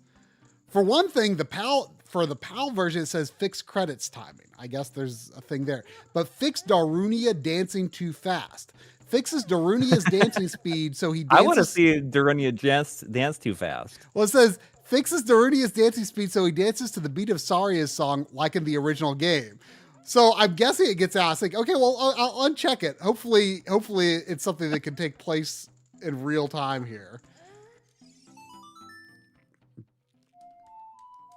I like that they give you the option to like. Right, but that was off by default. So let's see what happens. It's just funny that's an option, right? Oh, his dancing's not that fast.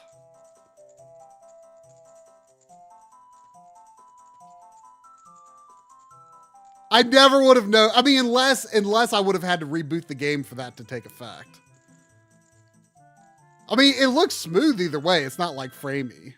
Yeah.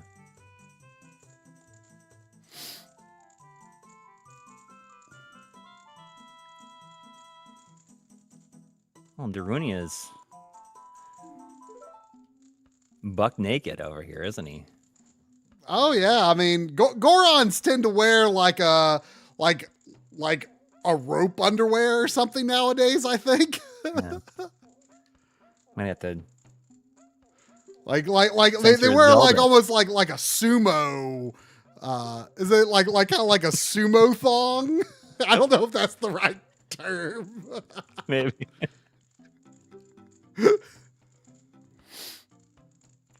Yeah, Zora's very naked. Very naked in this game. Fairies nearly naked in this game. Yeah.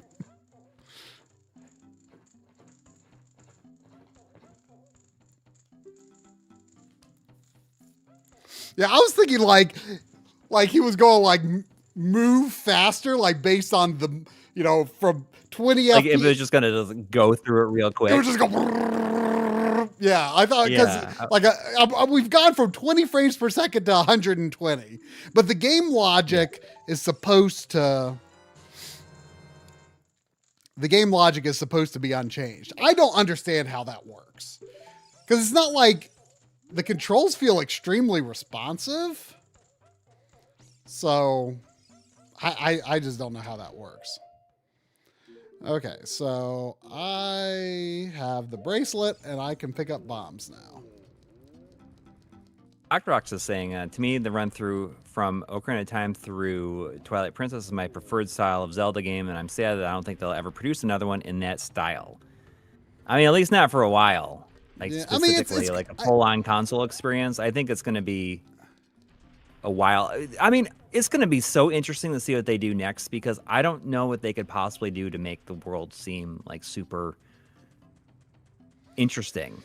Yeah, it's like you can't recreate like you can't Hyrule again, like all these like iconic places. That, I mean, they can recreate it again. Well, they can, but I mean, it's not going to feel as novel and mind-blowing as it was playing Breath of the Wild, I think. Well, I mean, they've recreated Hyrule many times. I mean, right, but I mean, not in a scale that, not in a like a real one-to-one scale with the character. You know what I mean? Yeah, I mean, it'll be interesting because I hope that they do new Link, new Zelda, new world.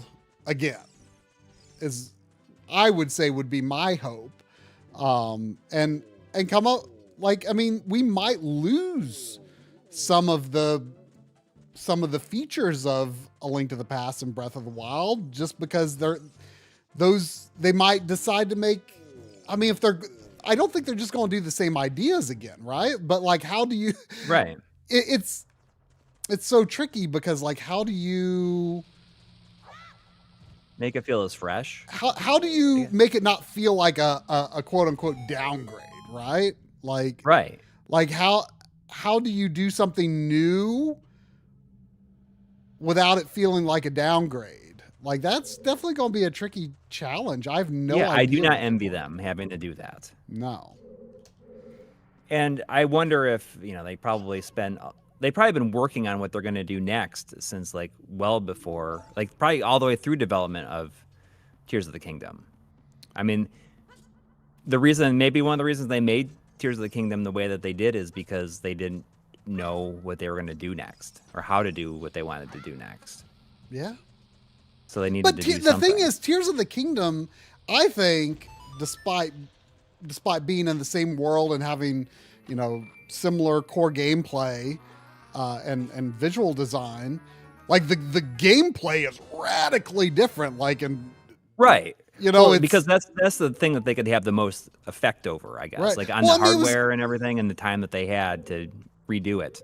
Yeah, well, and it was they can expand upon what it is, but to have it like a completely fresh game would be really difficult. That will be really difficult. It's a similar situation, really, to Majora's Mask, right? They like reused a lot of assets, but ended up actually making one of the more unusual games. Yeah. No, I mean, does that work that way? No.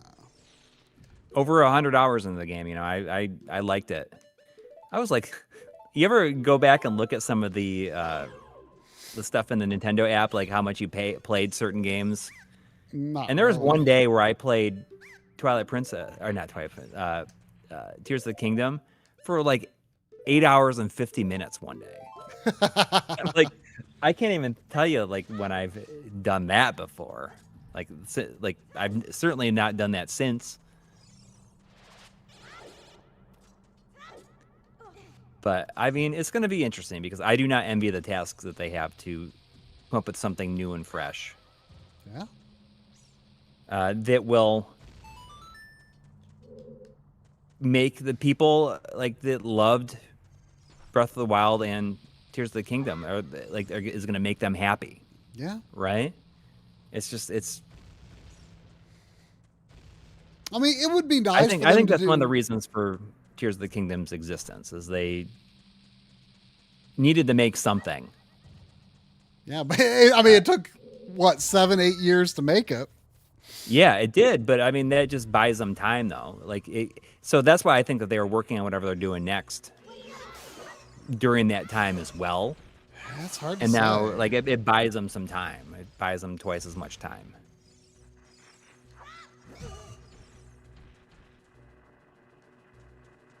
Can these things blow up a thing like that? I don't remember. I mean, it's not about going back and replaying them. I could see just going back to them and just continuing your save because you know there's going to be so much stuff that you can just find that you didn't even know was there by going back. I want them to do something new and fresh, but it would be neat to see sort of a unifying of like newer and older styles mixed with something new. I mean, it's a tall order. Yeah, it's a tall order. And I know that a lot of people, they didn't like the dungeons and stuff in the newer games, but how do you do dungeons in the traditional style like this while making it like totally free form? Like you earn all of your major tools at the beginning of the game, which I think is an excellent concept. I mean, I wonder how it would go over, like having a game that has, like a power progression like one of these do, but like in a open world of. Right. Well, I mean, what makes it so good is that what makes those games so good is that your exploration never feels wasted. Right. Because you're not likely to be like run into something where it's like, well, actually you can't do this yet. And you wasted all your time. So like your curiosity is always rewarded because you can always do it if you want. Like you can always do what you come across. I mentioned sort of a similar thing when I talked about Dragon Quest III in the games we played. Because like that's something I think is really good about the older Dragon Quest games, especially like 2 and 3, where there's very little that is locked behind event triggers. Right. And so basically, if you know, in a more modern game, like you wouldn't be allowed to just leave the town because you leave the town. They're like, oh wait, but we haven't done this yet. We can't do that. Or, oh, well, here's this tower. You gotta get the key from this NPC or something. Or it'll be locked. Well, in Dragon Quest 3 and other games of that era, they don't stop you generally. I mean, there are exceptions, but they generally don't stop you from just doing like whatever seems like it should be next, or whatever you come across. Like there are ways that the game informs you, like, hey, there is a thing here that you want to get. But right. The game doesn't require you to talk to an NPC or do a particular thing before being allowed to do that thing. If you find it before being told, they still let you do it. And I think that's all very similarly what makes Breath of the Wild and Tears of the Kingdom work, is because you don't feel like, well, I should just stick to the main path, even though I could explore, because they're probably going to block me or something. They never block you. But like maybe you kind of sometimes want something like that, So it's a tricky balance. I mean, they did some interesting stuff in A Link Between Worlds where, you could do a dungeon in any order, but initially you had to do things in a certain order, or you had to rent the items. But you could do it in any order, but each area did require a certain item.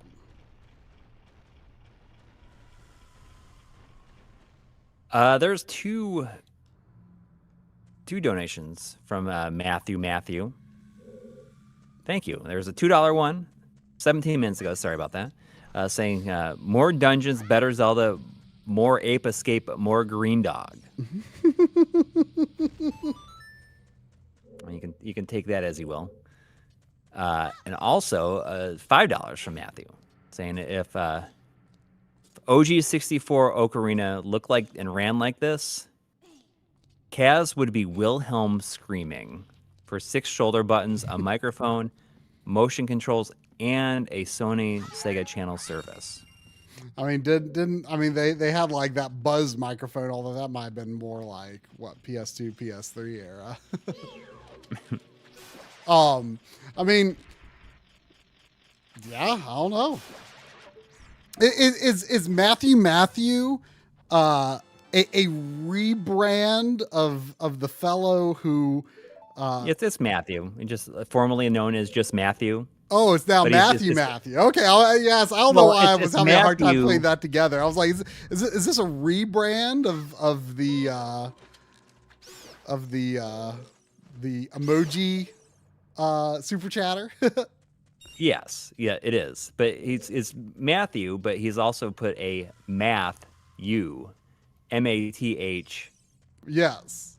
Capital YOU. Afterwards, so he's technically Matthew now.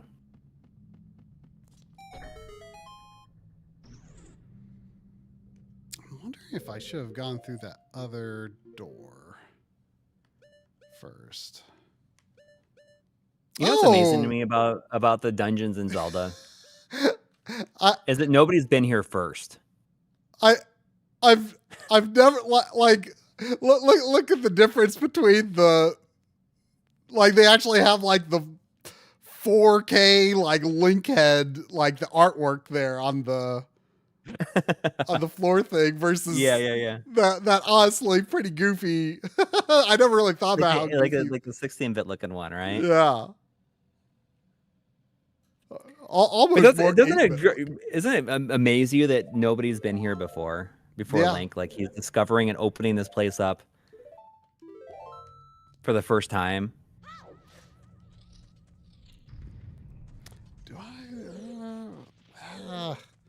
Should I check that other door first? I don't remember what was in it.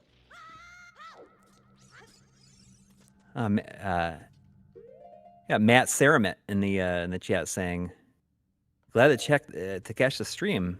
Somehow the algorithm is not showing me my life in gaming in too long. Missed the levity." Well, thanks. We're here. We're here. Maybe you got some old videos to go check out. And some new old videos. Some new old stock.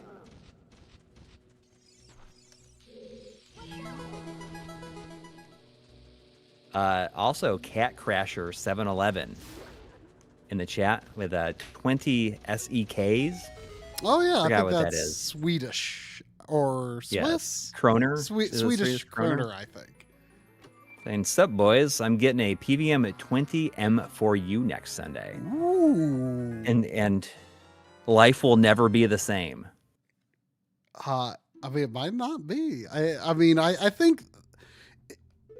Because it just opens up. I think like, oh well, now what can I get to like play on this, or yeah, what can I? I think M4 and L4 might be the same thing as, is the 20L5, but without 480p. But it's like the same quality otherwise. I think. Yeah. I know L4 is, but that's like that's a European line. We don't have the 4s here. We just have the we got like 2 and 5. Yeah.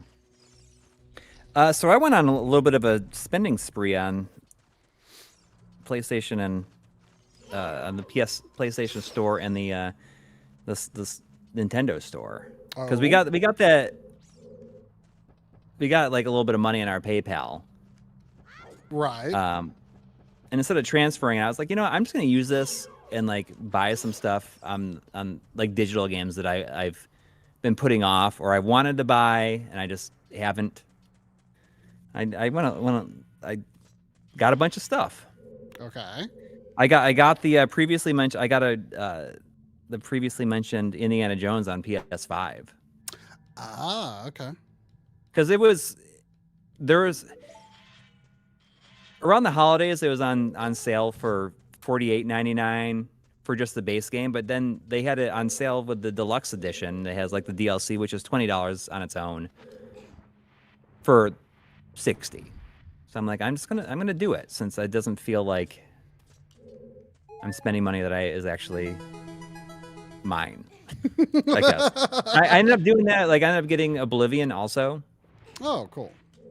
Because I've never played it, for one thing, and also, both of these games have like 20 gigabytes on the disc of their 120 gigabyte games. Well, I think Indie has less than that, doesn't it? Yeah, something like that. And I was like, I'm just gonna do it. I'm like, it doesn't make a difference. Yeah. It does. I don't care about. Well, that's why I bought. discs. That's why I bought Indie here. Oh yeah. And I mean, I had it on PC also, but it's like, so you bought it? You bought the Steam version? Correct. Well, because it's kind of one of the big games to test right now, right? Yeah. I mean, and that's like what when I was having those problems with it, I'm like, well, I'd just rather have a more streamlined experience then. Mm-hmm. With what else did I get?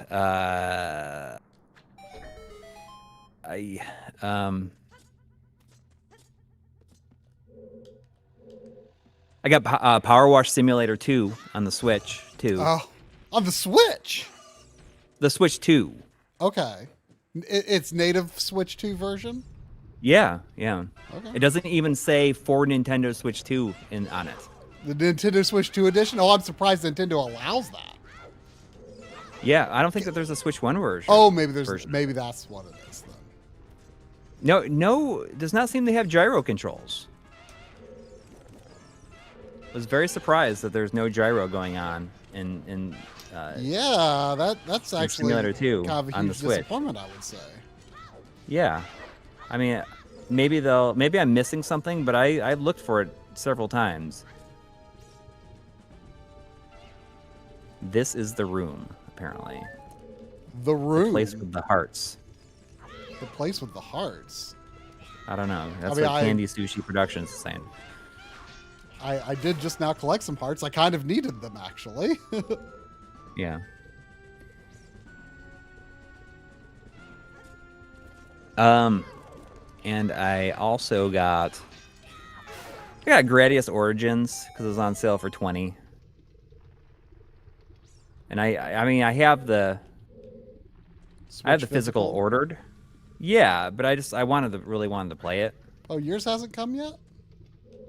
No, is yours? I think so. Yeah, I'm pretty sure I have it. I mean, I'm saying this. I bought that. I'll watch it'll ship tomorrow, probably.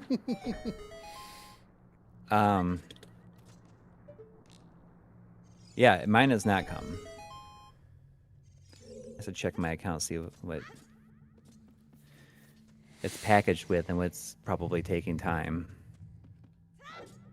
Well, it just depends on what you ordered it with. Yeah, that's what I mean.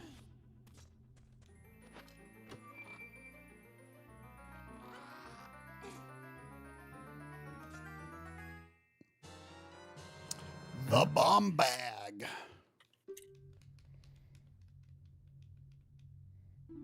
You can blow stuff up. What a lucky guy.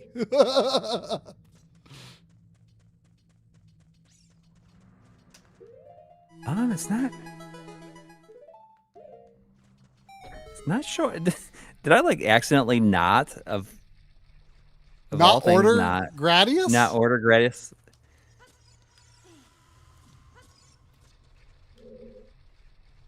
Did I seriously not order it? I put in Origins, Gradius, and Origins. I can't believe I would miss something like that. So this right here, this texture is the same texture that is on the star fountain in the courtyard in Mario 64. Oh. Yeah. Or it doesn't actually say anything? I mean, well, Zelda is always, Hylian,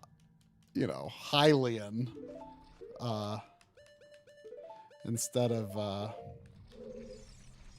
but, back in the day, that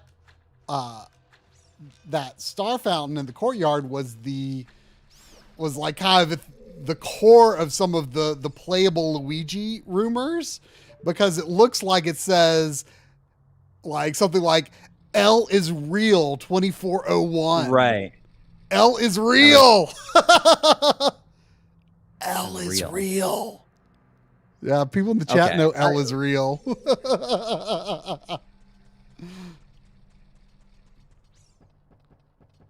I did not order it.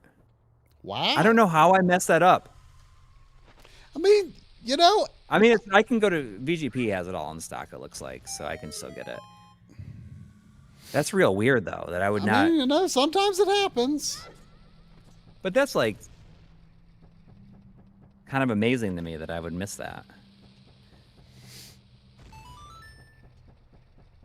In that case, maybe I'll get does VGP have it in stock? I'll get the PS.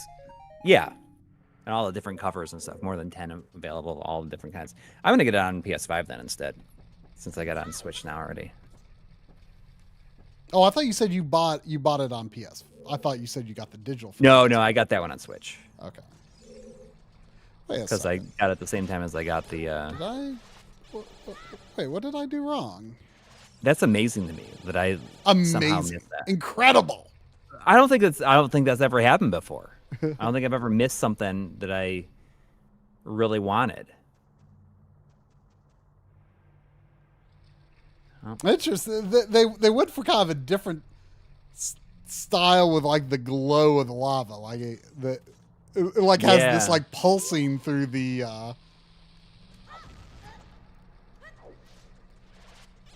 through the original. Not saying that's bad. It's just interesting.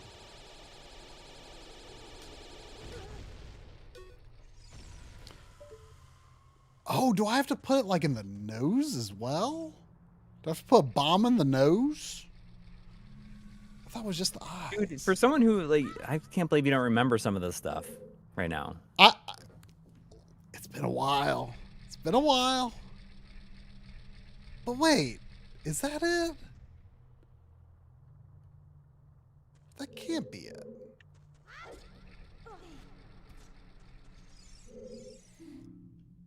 When it sees red, a new way to go will be open. Well, yeah. I dropped bombs in both eyes. What am I missing?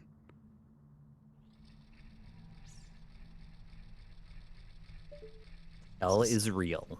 Is this a Love glitch? is real. Look, I dropped bomb in that eye. Wait, oh, did this one... Maybe I dropped it from the wrong side. Maybe it didn't actually go in. I was sloppy. I was sloppy. It didn't... I swear I dropped a bomb, but it must have not fallen in the right part.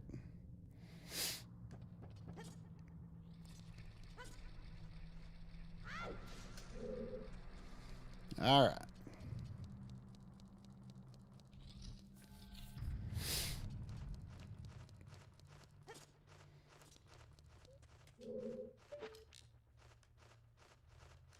That's amazing to me. I forgot that. I cannot believe it. Cannot believe what? That I didn't order that. I just ordered it from BGP though. So it's in stock. Yes.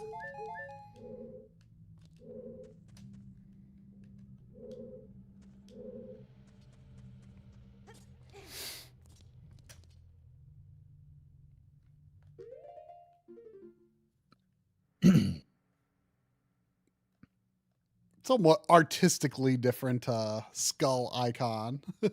Yeah. So you got Indiana Jones. What else did you get? I got Control. I got Mini Shoot. But you have that already on something I did, else, but so it was yeah. like $6. I mean, Control is always, for the Ultimate Edition, is always like so cheap. I think I have an Xbox, PS5, and on Steam. I got If it's like $5, it's like, all right, I'll do that. I got Mini Shoot Adventures. Mini Shoot Adventures. That's something I should stream sometime. It was in John's Game of the Year list a couple years ago. It's like it's an overhead twin stick shooter, but it's Zelda. It's like Zelda 1, but you're like a cute little race of like shmup ships. You're like called like a shipling or something like that, and you just like it's like overhead, and you're just cute little ship, and you shoot and stuff. And it's pretty neat. What else did I get? Do you add your PC games to your backlog? I mean, I feel now that I have this, I need to do a... Because I saw there's 500 games or 400 games in your Steam. Your Steam library. It's like 400 are compatible on that. Well, I don't think there is for mine only. Like maybe with... Oh, that's right. Maybe with Drum and Lynn's family added to that? Got it. Okay. I didn't think about that. But I need to, because I kind of like stopped adding like Steam stuff at a point. Well, for one, I was like barely buying anything for it anyway. But like I've not really been adding PC stuff for a while. Yeah. Just because I just wasn't really sure how I felt or what I wanted to do with it. I just wasn't sure. And, but now that, I've kind of solidified a little better, like what I want to do with PC. And like, I think, kind of doing Indiana Jones, yeah, kind of also like solidified a stance against getting key discs as well. Yeah, yeah. So like now I kind of like I think I'm going to get Doom the Dark Ages on here as well. Yeah. You know, I got Doom Eternal just because, you know, because it was cheap and I already have it on Xbox, but it's a great looking game. That's a game that I played like half of that last summer, and I totally didn't even mention it in my games we played. I was going to. I remember you being like, "Wait, you played that?" Yeah, yeah. And it's true that I played like half. But you didn't finish it. I didn't finish it. I mean, there's a lot of games that I talk about in that video that I didn't finish also. Well, you might finish it this year and then. Yeah, I mean, I think I might go back to it and finish it. But yeah, it's kind of long. I bought several things recently, but I just haven't got because it's going to be a bit of a task. Like you had to do you had to kind of recover your backloggery in general. Yeah, I mean, but I didn't do anything for me. Like I've kind of got some fixing up to do on the digital. Like I've been pretty good about like Switch digital stuff.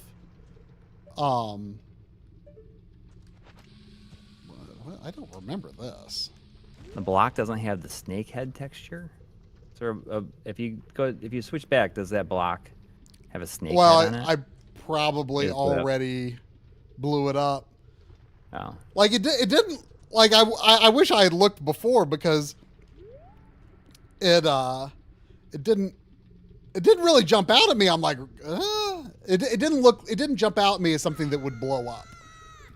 So I was like, wait, I don't. The room felt unfamiliar with the new textures.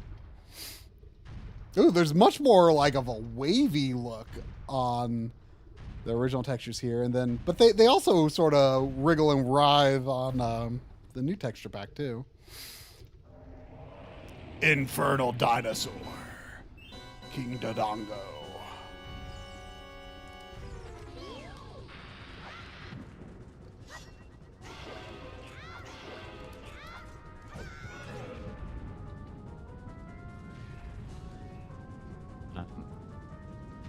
I love this boss music. The dinosaur boss music for Dodongo and Volvagia.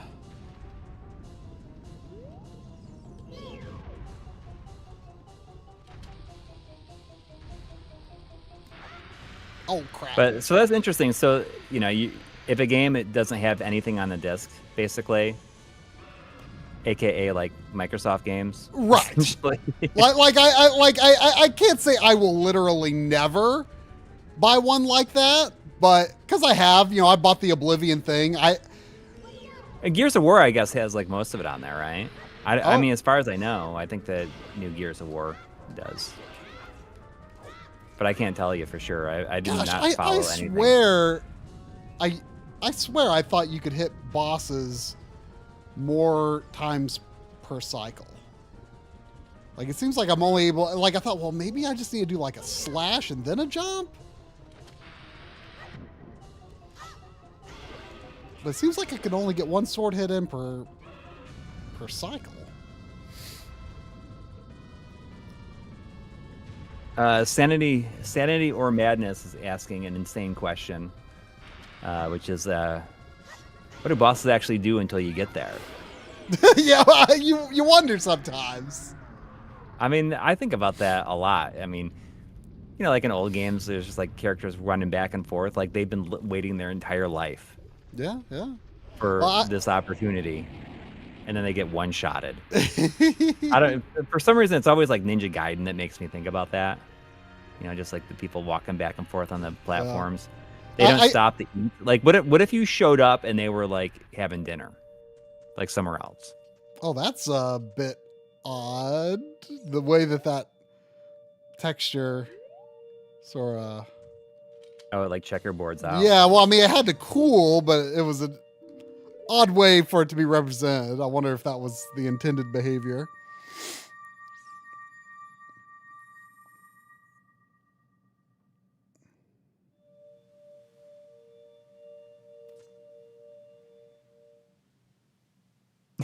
Kind of the exact game that I thought of that. Yeah.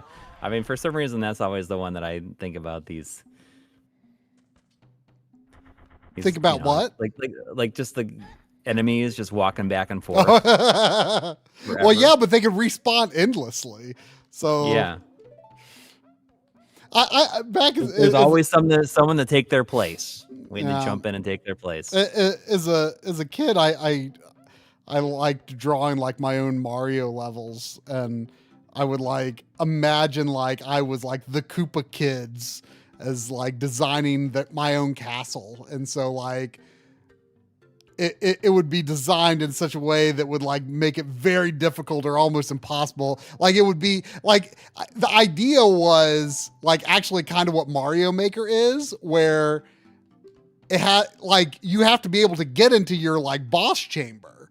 So you have to be able to beat the level like Mario Maker. Like you can't upload a level that you have not beaten.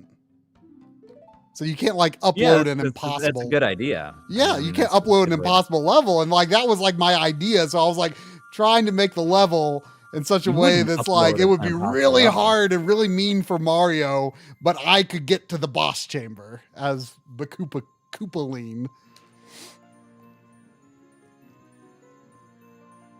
Yeah, again, just playing the organ until you get to him. Do, do, do, do, do, do, do.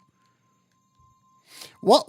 Once or twice when I played through this game, just for the heck of it, I left Dodongo's cavern after getting the bombs, and then did everything in Zora's domain, and then finished Dodongo's cavern.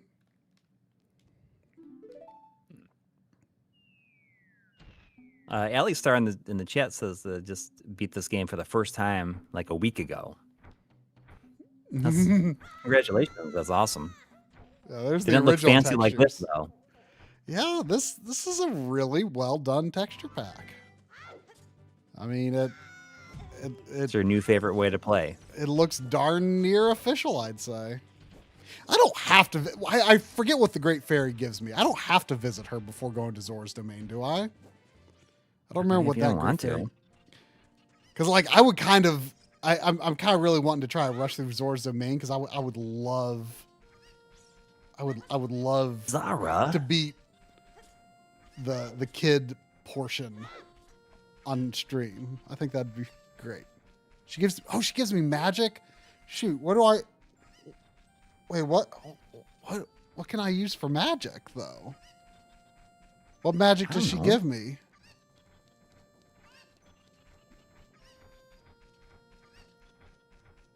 You visit the fairy to get magic power. Well, what magic power? That is the question. I don't. What can I'm drawing a blank on what young Link can do that uses magic.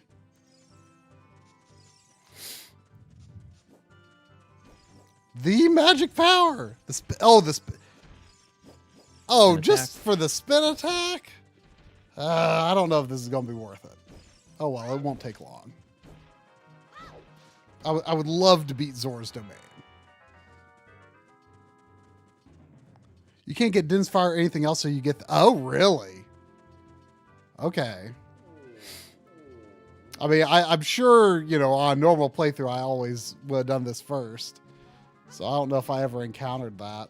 Although, I mean, I've certainly tried rushing through this game several times, so... One sitting. But at that time, I just, I knew all the steps just like the back of my hand, Yeah. Wasting some red rupees here. I'm going to probably finish Pokemon tomorrow. Yeah, have you... Pokemon Fire Red. Where are you exactly? I'm right outside of the Elite Four. Oh, okay. So you've gone through the victory road. Yes. Although, everyone's telling me that it's like the true ending of the game is catching Mewtwo. Is what? Is catching Mewtwo. So I'm going to try to do that. Catching who? Mewtwo. Oh, Mewtwo. Yeah. Do you have to do that after the Elite Four? I'm pretty sure that it's like afterwards. Yeah. Is it? I mean, I don't know. That's what everyone's telling me. That like that's like I kind of like coulda that's like truly like beating the game. I don't know. It's just that I could have swore. But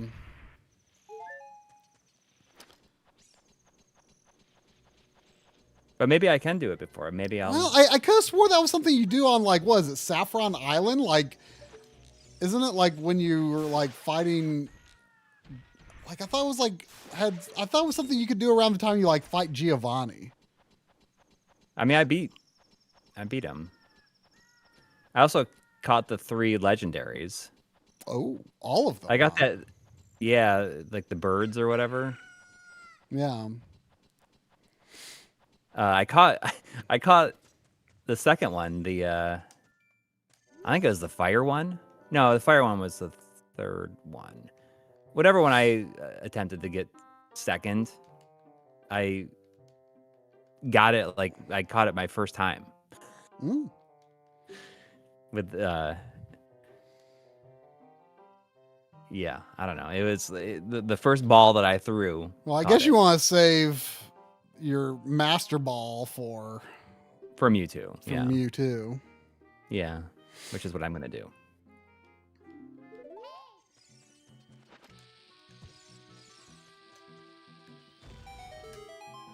Yeah, Mewtwo is in the Cerulean Cave you can't access till after the Elite Four and the Sevi Island subquest in the post game.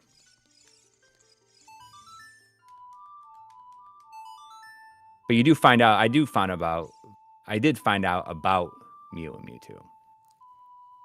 But we've been talking about like what I'm gonna play next, and I was like, there's a lot of different options. I was thinking about maybe trying Bloodborne again. But maybe I should do like Demon Souls. I think Demon Souls would be a better starting point than Bloodborne. You think so? I absolutely. Bloodborne requires a lot of countering. Not quite as badly as Sekiro, but Bloodborne definitely wants you to do a lot of countering. Steve likes food. There's no way I'm gonna try to do all that stuff. I'm okay catching Mewtwo, and that's gonna be like probably it for me for this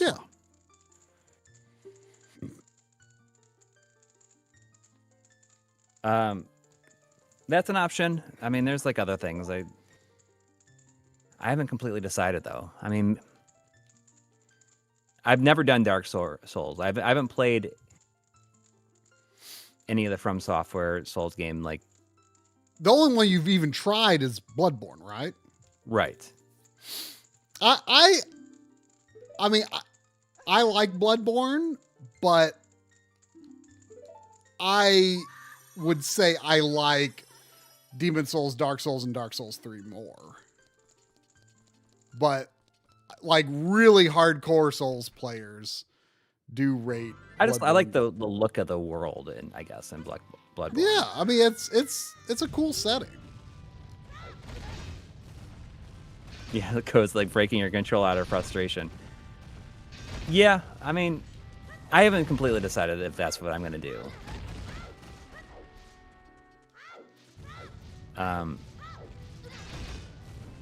I don't remember what some of the other options were. I mean, I could very easily do Power Wash Simulator 2 now that I have it. Yeah. Maybe that's what I'll play while I figure out what I really want to play next. Oh, dang it.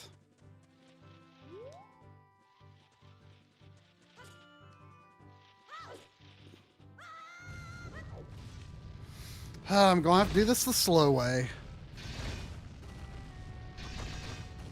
I guess, summoning people online, if I get stuck, I'm worried about how many people I'm going to be able to find at 9 in the morning. You might be surprised. Who knows? Yeah, I mean, the reason I kind of suggest Demon Souls over Dark Souls, like I like Dark Souls 1 more, but I like Dark Souls 1 more, but Demon Souls is a little more segmented. Yeah. So, like, it's a little more level-based. So, I feel like it's just kind of easier to get a sense of your progression, I would say. Okay.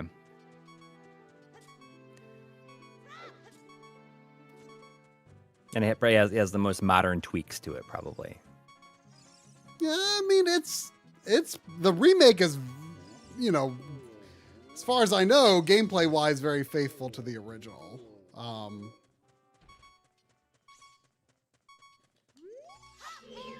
Oh, you could have skipped all this by talking to the owl. He carries you straight back to the village. Oh, duh. I forgot. Yes.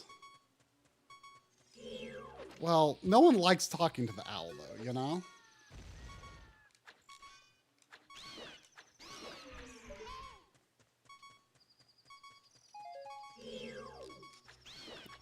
We wouldn't be listening. But I'm not sure if that's one. I thought maybe Outer Wilds might be fun.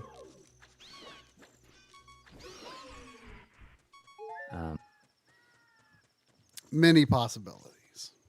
Yeah, many possibilities. I mean, you should definitely use it to your stream in general to beat some pledge games. Yeah. Well, I know that Ray Earth is happening sooner than later because I have to. I'm going to do an episode of the Retro Hangover podcast. Every year we do like a different Working Designs game. And this year we decided to do Ray Earth, so I put that on my pledge list. So, and as far as I know, that's not a super long game. I bet it's less than 20 hours. Losing your experience when you die is motivating, Chris Waters. Motivating.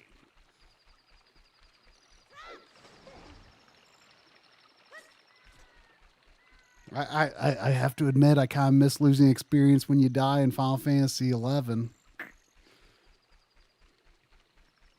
I mean, you lose it, like all of it, or what? You lose a certain percentage of experience when you die, and if you aren't that far into your current level, you can de-level. Really? Yeah, it's kind of intense. So if you die several times in a row, then you'll de-level too. Well, I mean, it's not like a super significant amount of experience, but like, you know, it tended to be like if you were like with a grinding party, you know, sometimes they would want to stay around until you got. Oh, this happens in Final Fantasy. It doesn't happen in Demon Souls. Correct. Well, correct. Once you have allocated souls or experience into your why did the rock stop blow up the first time? That was weird.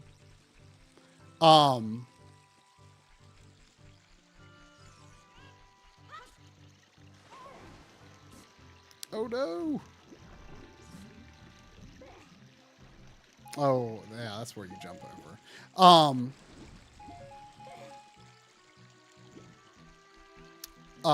But yeah, once you've allocated your souls into like stats, you're good.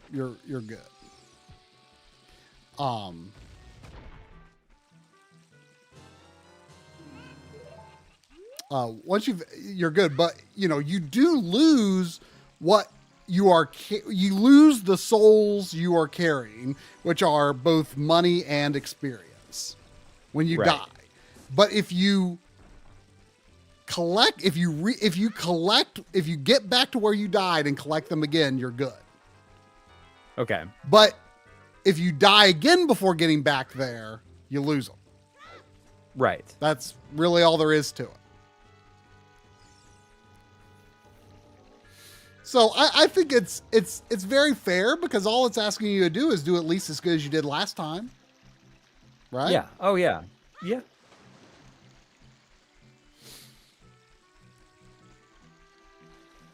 Well, we'll see. I mean, I'm not sure what I'm going to play next, but I have options.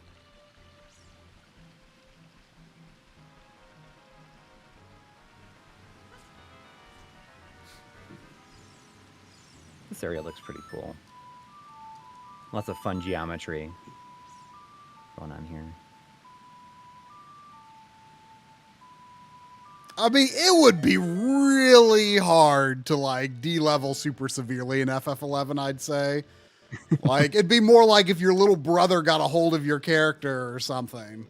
Like, but it like intentionally like killed you. That'd be one thing, but it would be pretty hard to ruin yourself. And de-leveling doesn't even happen until at least level 15.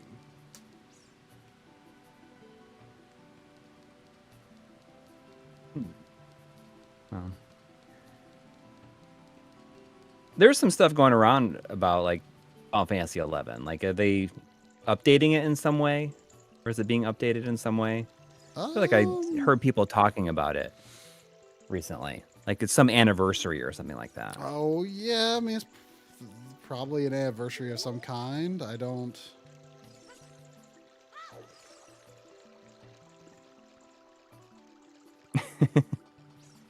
Just to know, Souls fans are very enthusiastic, and chat will be popping off and backseating like crazy. I mean, that's... I enjoy the backseating during those streams. I don't like discourage it. I welcome it freely. Oh, come on.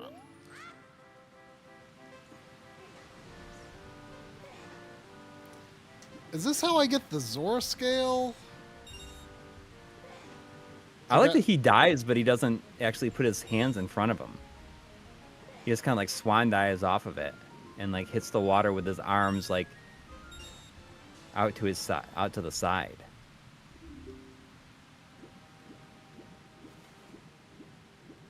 I feel like I have to do that minigame. Because I think I get like a Zora scale or something.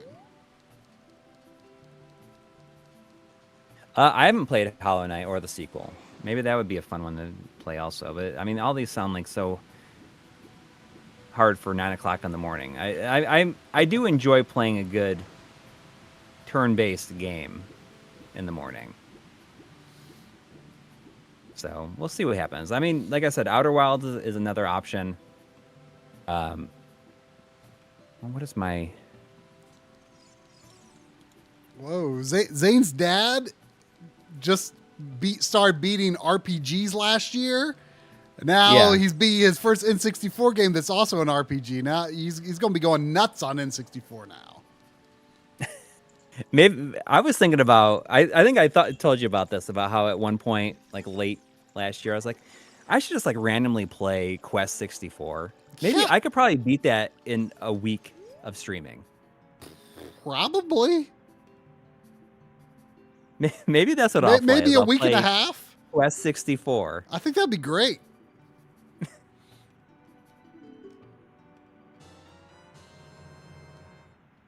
That might be fun.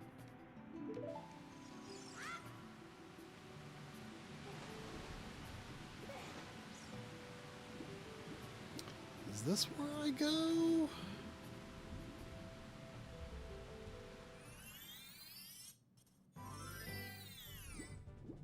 Oh, like and it's probably not that hard. Oh, yes, I remember now. Yes. I remember how this works.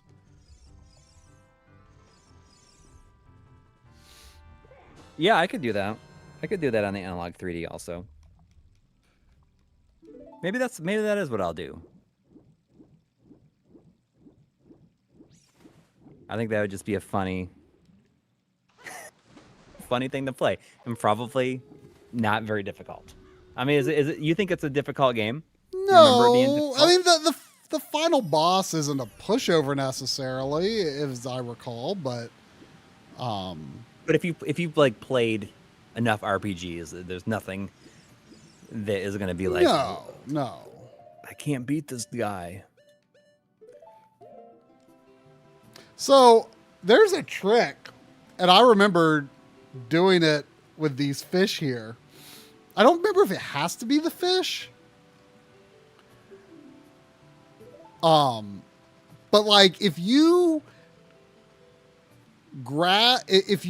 use an empty bottle and you swipe or start swiping it at the fish, pause, and then select a different item in the menu, then that item, then unpause, and then you catch the fish, that item will become a bottle with a fish. And so you like,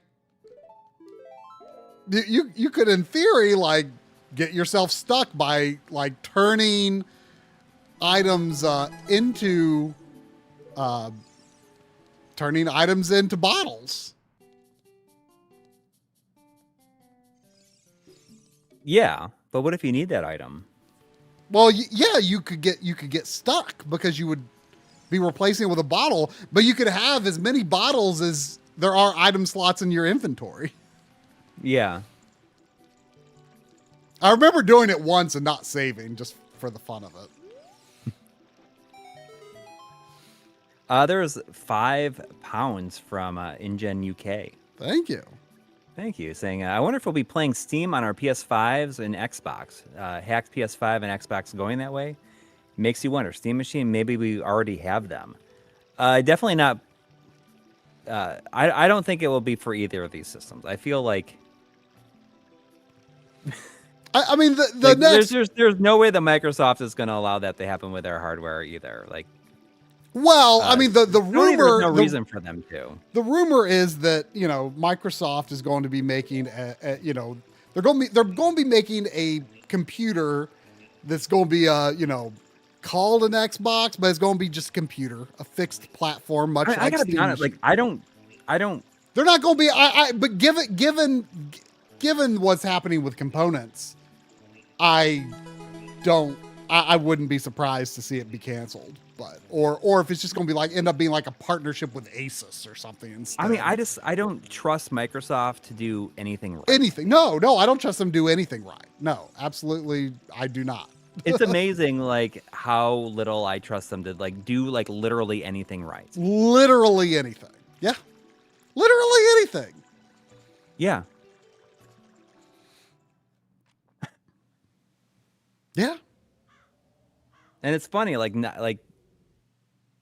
3 years ago, I was like, well, maybe I should, like, if I'm going to buy console games like digitally, I feel safer buying it on Microsoft's platform. I know. That was like now 2 years I don't feel ago. like that. Now I don't feel like that at all. Yeah. It's just funny, like just how like they cannot seem to get like anything right. I mean, that does have sort of something to do with this new PC. Well, I mean, yeah, oh, absolutely. Valve I mean, I have no desire to play Valve games has figured out Linux gaming. They have. It took them a long time, but I mean, they've done a really good job. Yeah, they've done the work that they needed to do. And right? What they have done allows me to benefit, even though I'm technically using a different operating system. I'm able to do things virtually as well as if this were just SteamOS itself. I mean, there's a few quirks, I think. I don't know if this will be very noticeable here. When I move the mouse, like it's probably going to be really hard to see. The color temperature and saturation kind of changes a bit. It's like it looks oversaturated. Do you see that? Yeah. When I move the mouse, it's not a problem if you're just using a controller, but if you're using a mouse, I don't know why it's that way. And I was trying to, I asked some questions in the Bazite Discord and no one responded. And I found some discussion like from a while back, and some people were suggesting, oh, that might be an issue just with SteamOS. And or with game scope. I think game scope is the term for like, you know, the big picture interface and the, you know, the sidebar thingy that you can use. Like that's part of Valve stuff. It's called game scope. Mm-hmm.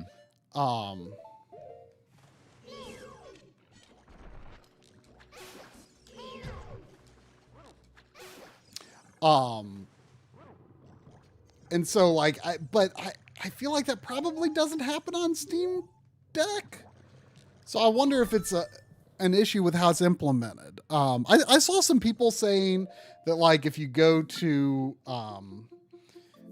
display settings and choose use native color temperature, that doesn't happen. Right. Which I think that's really more of a setting for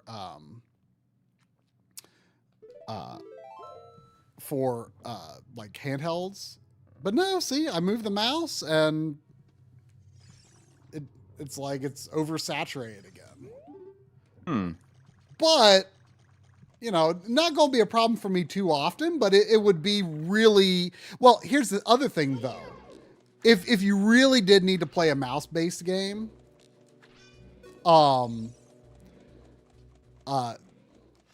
if you really need to play a mouse-based game, that doesn't happen if you launch from the desktop. It's only something that happens if you launch through Steam. Okay. So it's not the end of the world. There's ways around it, but it's right now it's a little quirky. But see, here's the thing, and I mentioned this in, you know, the little podcast thing with Henry. Like, even if Bazite, like I you know, aside from a few little quirks like that, I think it's fantastic. Not really having a lot of issues. But if it did turn out that, you know, if Valve released like true SteamOS, you know, more broadly, you know, for you to, I mean, you can technically install it, but it's not officially supported. So there could be some risk with it involving, you know, like they could do an update that, they could do an update that, you know, something that you did custom, you know, isn't supported anymore or something. Have you watched? Oh, sorry. No, you're. Well, I was just gonna say, like, so, you know, but the thing is, like, this is really good hardware. You know, going for the AMD focused hardware is just really good in general for,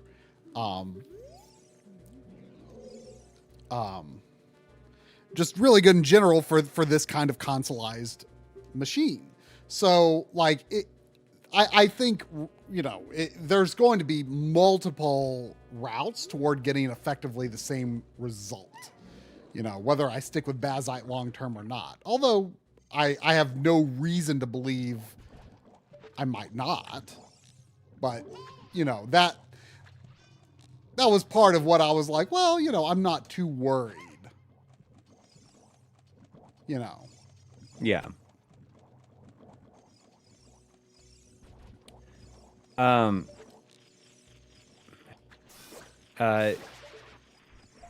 you watched games we played 2025 yet? No. Yeah. I mean, at this point, like, it would be kind of funny just like to never watch it. I mean, I gotta watch it. I want to watch it. I mean, you can just read the script. I mean, that would be a lot more work.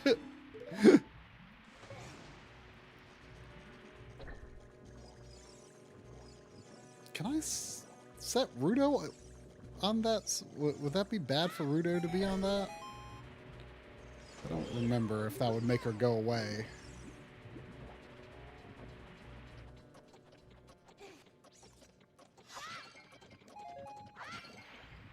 Ooh, I could put a fairy in a bottle.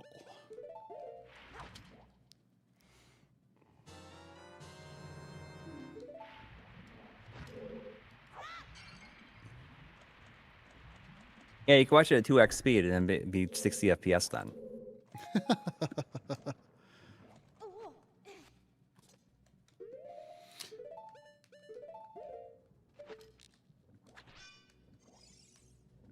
You know what's funny though is how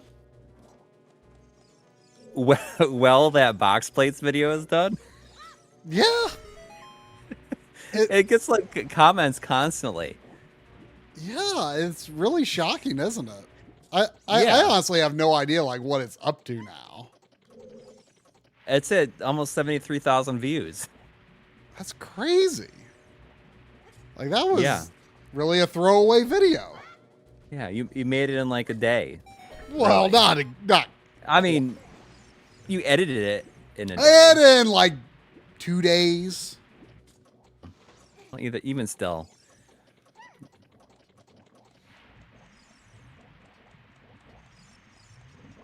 Did better than the PC Engine Enhanced S video. I know. That's. I mean, I guess maybe it shouldn't be that surprising. Something happened with the algorithm on that thing. Yeah, I'm but I mean, convinced it is that the PC algorithm, Engine to like, be screwed it fair, but over. like PC Engine has an audience within our audience. The Octorox with $5. Thank you. Saying, I try. Have you messed around with the new Mario 64 port on Dreamcast? I would imagine So- that N64 analog stick would not fare well. Well, that's what he's asking about. It's like, how does the Dreamcast analog stick fare? Well, right. I don't know. I've not tried that. John mentioned to me the other day that he was trying it though. He sent me a picture of his CRT with it on, so that's cool. I don't know how that dude has enough time to like check out all this stuff and do other stuff. It's like, I'm gonna check out this thing. Yeah. I don't know how he. I feel like some people live in this alternate reality where they have an additional 8 hours in their day. Right? Yeah, I hear what you're saying.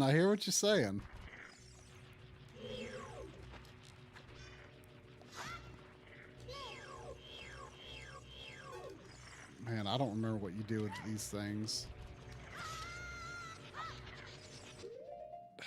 Do you throw Deku nuts at them? Ah, there we go. Maybe. I just stunned them, though.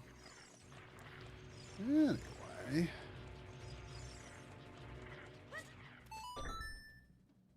Yeah. yeah, I don't know how he manages to do that.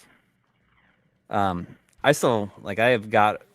started editing the next Super Show. Hopefully it won't take that much longer. I don't even know what we're gonna do about footage on that one. Boomerang to do this. You know, I have no idea what I'm gonna do about footage for a lot of the stuff that's in the. Yeah. I'll probably just end up having to download stuff and credit it, like I've done before. I mean, I just need to do that because there's gonna be so much in it that I do not have. Yeah. Yes, I know.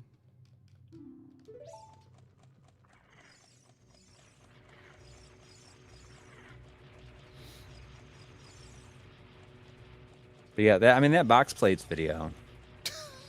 Something to be said about like a sub 10-minute video, like doing that well, and nobody in the comments was like, "Why is this only 10 minutes?"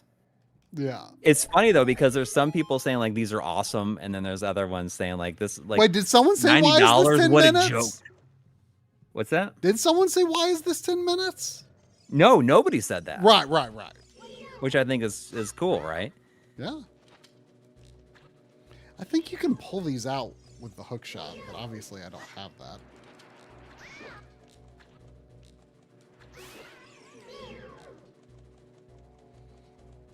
It's just funny, like how big of a difference there is in like comments between comments on that video. Yeah, well, I mean, most of it is like this thing is absolutely hideous. Yeah, but then there's like somebody. Then there's somebody else saying like, "Man, you literally complain. You can literally complain about anything." And can you imagine complaining about spending $90 on something like that and being disappointed? I mean, I think that seems like seems pretty logical of a thing to complain about. Sure. I was not really expecting people to hate the look of it that much. I will say once I had it in my hands, I liked it less than I hoped I would. But Yeah. like, you know, I thought the promotional video made it look pretty slick, and you know, it's not like it made it look like something it wasn't, but I did kind of feel like, I thought I would like how this looks more than I do. Yeah. So you put your original plates back on. I did. Yep. Yeah. But yeah, but that said, I absolutely understand not liking it, but I was surprised how like pretty universal the distaste for the aesthetic was. Yeah.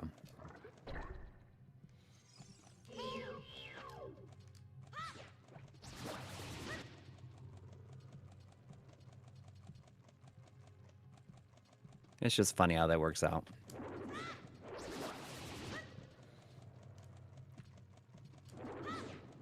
And also what surprises me is the number of people like seriously suggesting like just grab the disc from the bottom.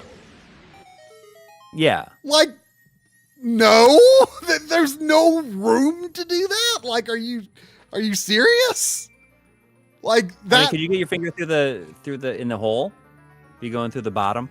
Sure, you could, but like there's no room. And even if it was even if there was room, like it's not. Well, that's the point. That's not when you're going. That's not like in from the bottom. That's just like not like an acceptable. Like that is a poor disc using experience, just like I'm already saying it's a poor disc using experience, right? Like, yeah, like I want using discs to be good, not bad.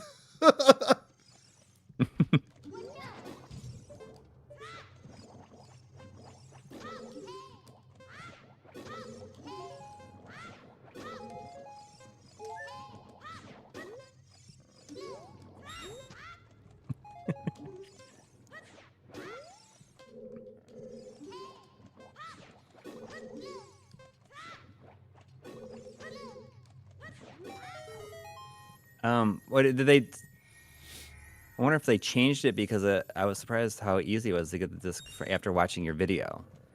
I wonder if they changed it. Wait, what? Nathan Kimball in the chat is saying, I wonder if they changed it because I was surprised how easy it was to get the disc after watching your video. So I wonder if they've. So like, can you see? It. I mean, I guess there's two questions. One, do you have a detachable disk drive system or an original system? I mean, that's possible. That could have, you know, I have an original console, but I didn't buy box plates for it, so I don't know if that one could reveal more of the whole or not.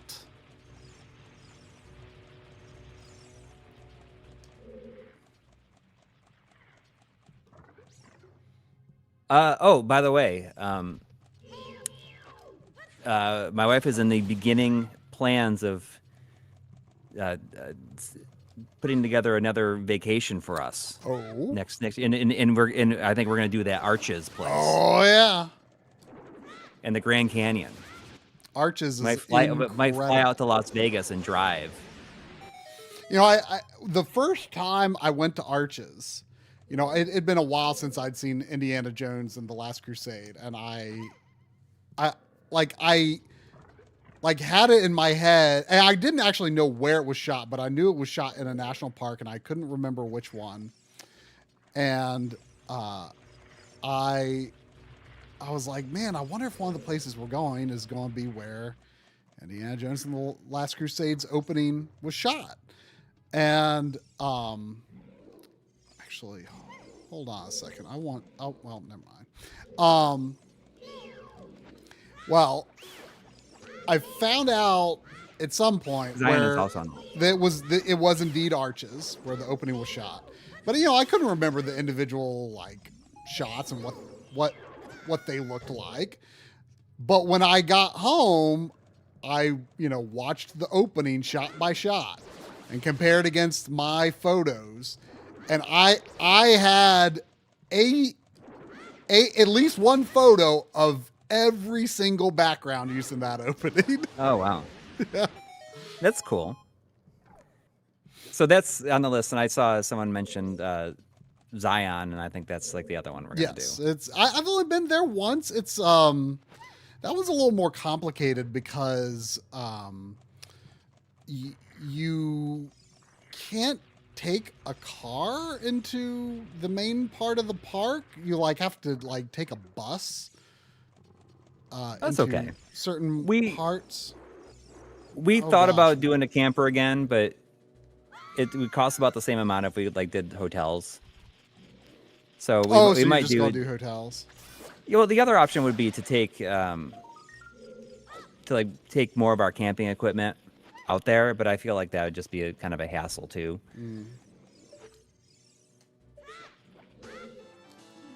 And there is a merit to staying in hotels, while taking trips like that. I think that for kids, that there's a cool factor to staying at different places like that too, right? Sure. I mean, it's not. Do the kids think camping's a hassle, or do they enjoy it? No, I mean, we all liked it, but I think that when they heard we can go and we can stay at hotels also, because when we came back from Denver, we stayed our last night in a hotel. Even though we had a campsite, we decided to just do the hotel, and it was fun. Going in the pool and everything, having that clean shower, a nice shower to use. There was it was nice, I guess. It was, and the kids liked it too.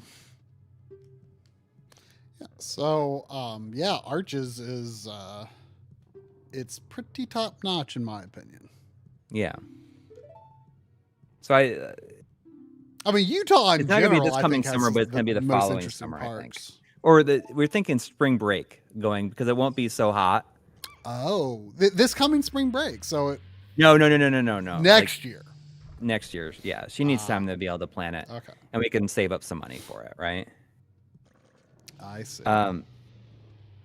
Yeah. I mean, I think that's when she's planning it for her, so. That's $5 from a Steve Likes Food. Thank you. Saying, thanks for keeping me and my sick kitty entertained for 3 hours. Ugh.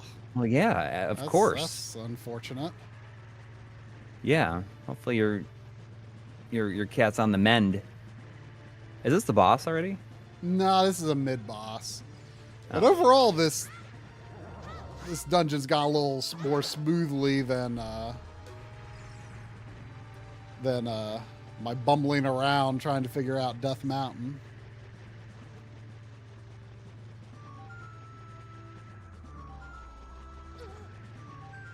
I mean, it's like a King Octorok or something, right?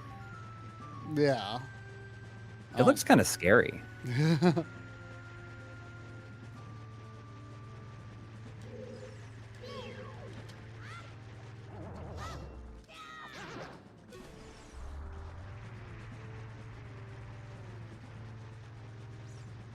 But it'll be crazy because my kids are going to be... We'll be 13 and 15 when we go. Jeez. I know.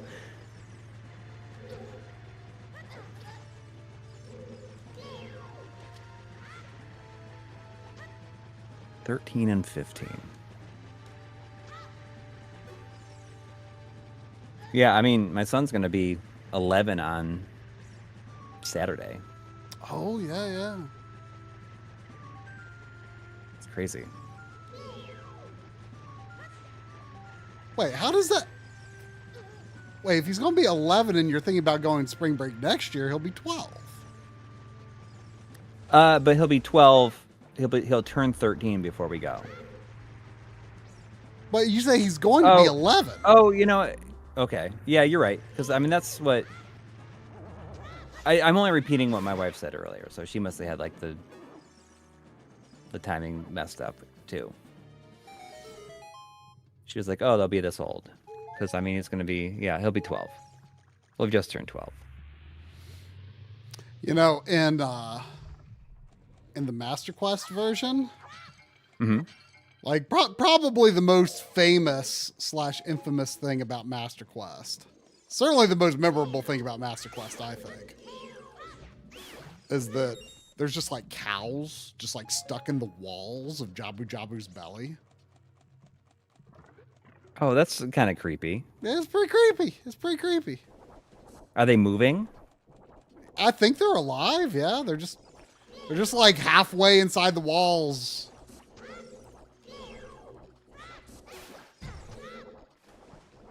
It's pretty creepy.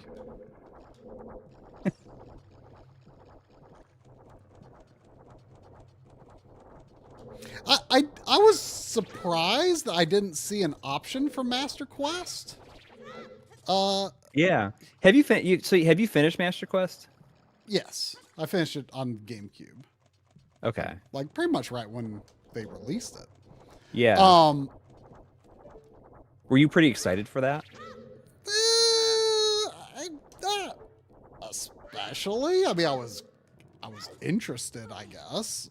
Yeah. It just seemed like a neat bonus. Yeah, I mean, it's not great, but it's okay. Is it inferior to like the main game and the original, like in a lot of ways? I think so. I would say so, yeah.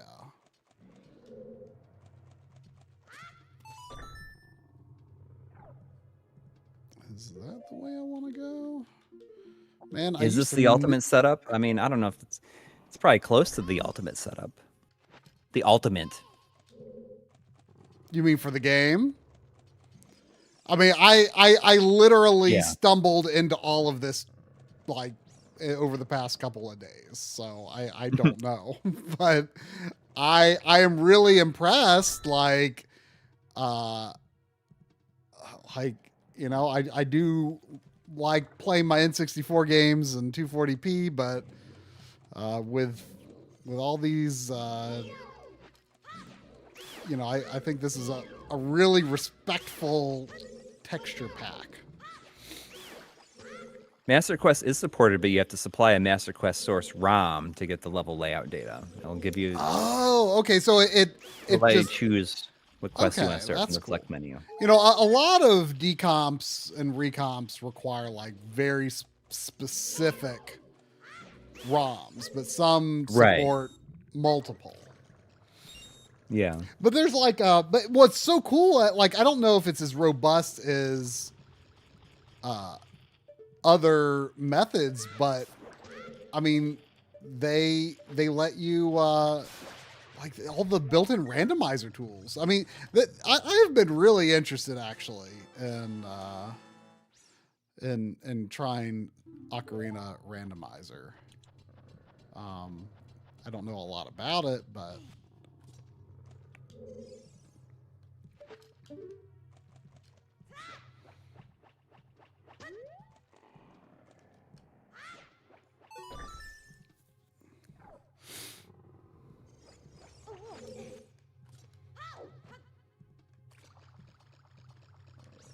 just out of curiosity.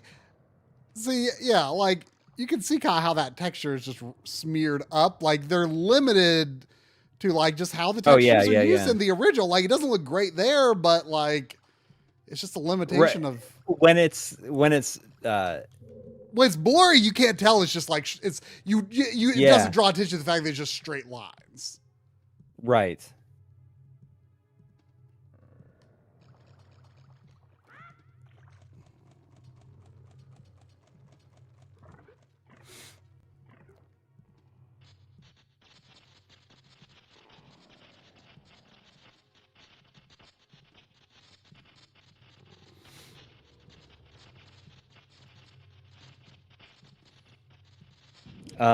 Zane's I think she'll be a good driver.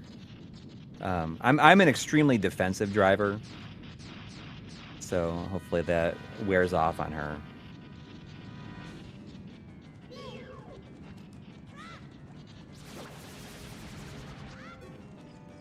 Baronade. I mean, I almost feel like you could do like a whole video just like on this, just talking about like what it took to get it running. I mean, it's certainly nothing new, but I mean, obviously it's going to be part of my video. Oop. Oh, do I not hit him with the sword?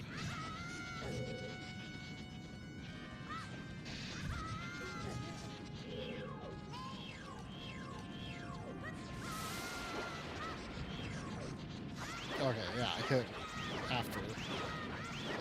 Okay, there we go.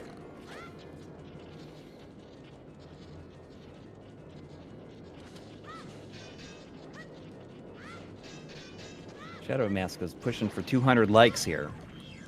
200 thumbs up on this. It's going to be... Why am I always forgetting to use the boomerang? Playing 168 right now. Huh? Shadow Mask is pushing. See if we can get 200 likes on this video. Oh. On this stream. I mean, how many people have generally been watching tonight? It's been one of the bigger streams we've had in a while. Yeah. It's been like 450 to 550 most of the time. 543 right now.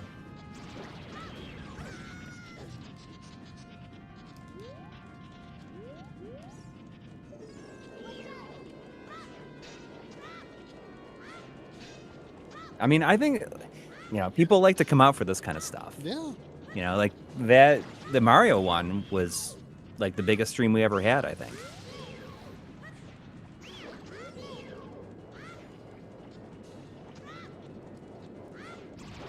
But maybe there's just not a lot of people streaming this kind of thing. Like this kind of version of it. Yeah. Well, I think people are also pretty curious about my new computer since we've been talking about it. Right.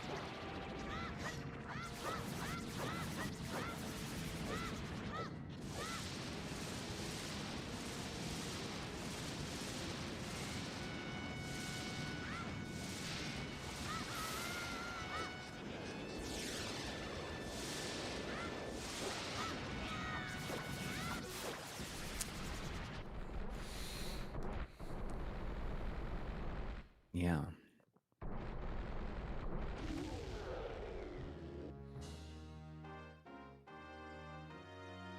Well, can you believe it?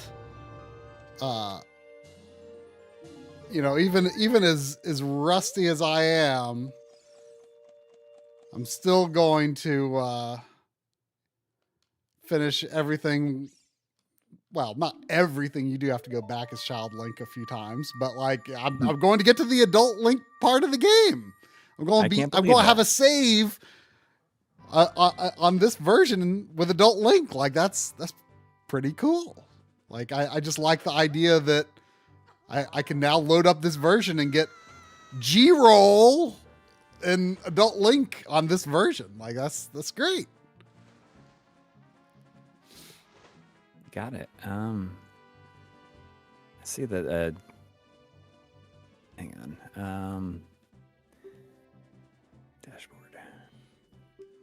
I saw the super chat came in from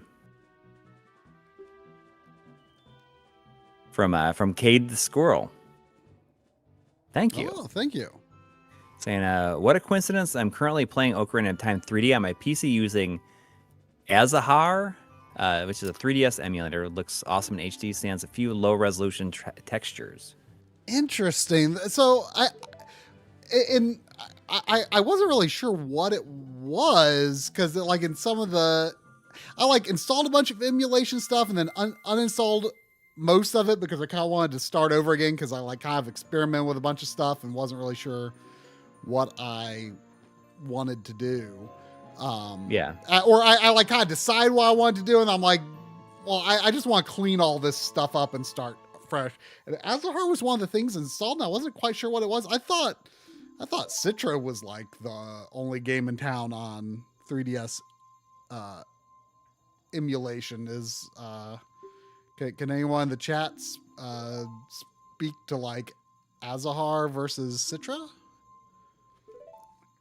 I have not yet tried 3DS emulation on here, but I did copy over a bunch of 3DS stuff to use.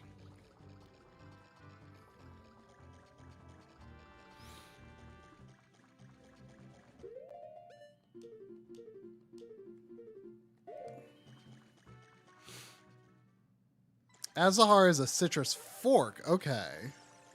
So, anything in particular? Like is Citra kind of done? Citra got shut down. Well, yeah. So like Citra and what was the Wii U emulator called? Or the Switch emulator? Like, there's still stuff out there. Like, there's like CMU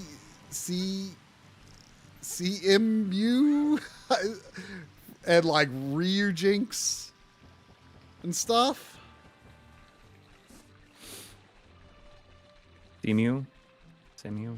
Emulation wiki website. I was directed to I think it was like PC Gaming Wiki, which has a cool page of like unofficial ports, which, you know, like lists basically all of the decomps and recomps.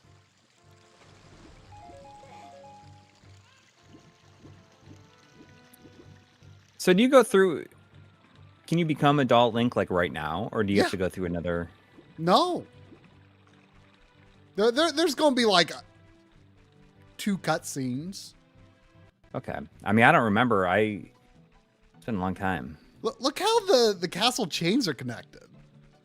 Is that because I wonder if that's like you normally wouldn't see that because like maybe they You wouldn't see that because it would be too blurry. Probably. Well, no, I they're feel, just like on the actual.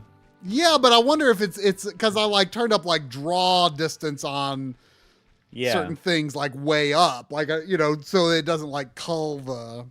Oh, that looks really nice.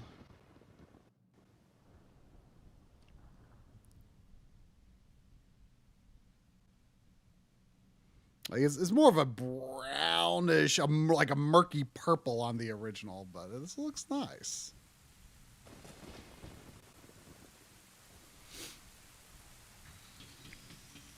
The rain appears untouched.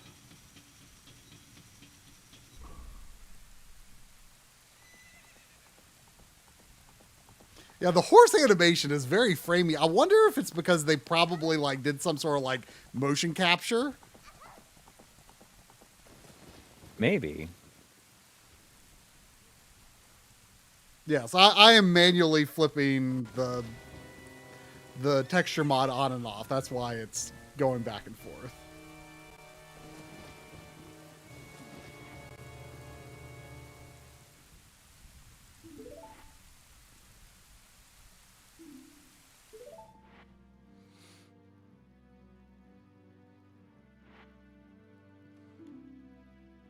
I mean, Ganondorf, doesn't he like come in there and he convinces like the king or something like that to like let him be there or something? I don't know what he did. I mean, that's I kind just of feel like I would never like that's kind of Ganon. more not Skyward Sword. Oh right, Tears of the Kingdom. Like you don't fully know what happens. like Ganondorf just like looks like a dude I would never trust in a million years. Right? I mean, if your eyebrows are connected to your head in that way, like, come on. And you just have crazy eyes all the time. His eyebrows just connect straight into his hair. And his sideburns.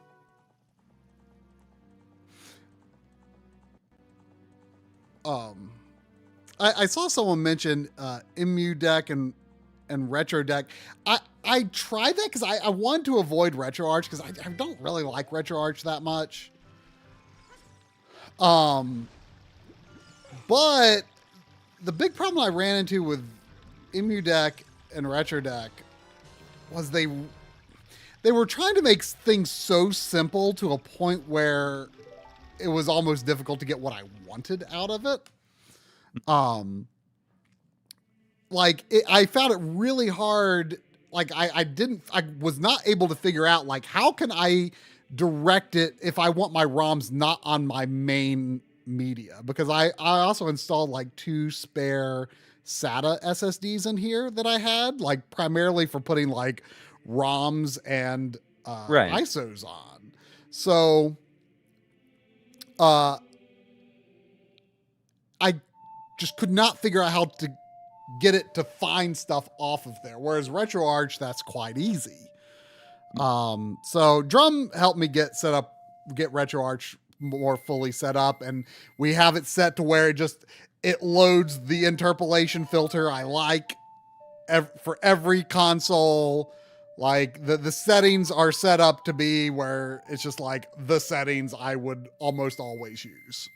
So, and I'm only going to really use RetroArch for like up through Saturn, maybe up through PS1, and then everything else I'm going to use standalone emulators. But I'm curious to experiment with more standalone emulators, especially for PS1, because I know, like, you know, Duck Station, and then I guess is like branched into Swan Station now, is you know, pretty has interesting features, and I don't know if you could really use all those features through RetroArch. Yeah, I mean, it might be possible to just load stuff directly off the NAS, but I think it would require entering passwords every time, and it would be kind of annoying, I believe.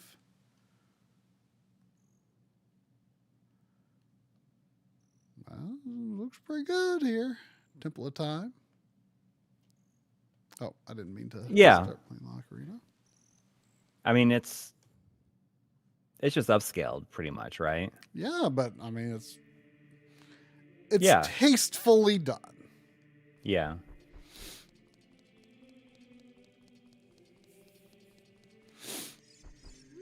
I mean, that's the way the, like, you know, Hyrule Town looks like. It's just like one big, you know, image. Yeah, I actually that's probably suffers the most. So I think there's some mods that can replace the 2D backgrounds with 3D backgrounds, and I accidentally turned on a setting that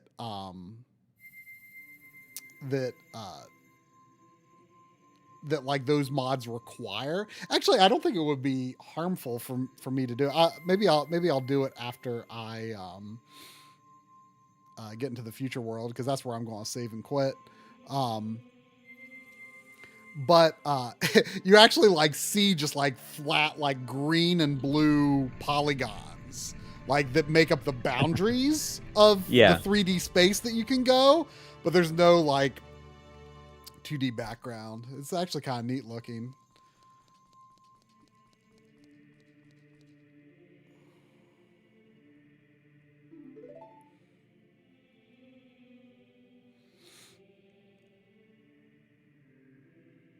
Right, Duck Station. I assume I only learned about Swan Station the other day. I didn't know about that.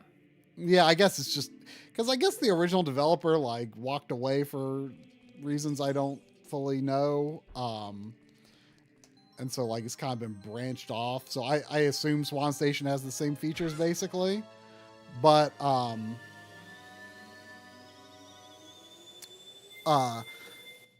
like, yeah, you can like fix texture warping, and also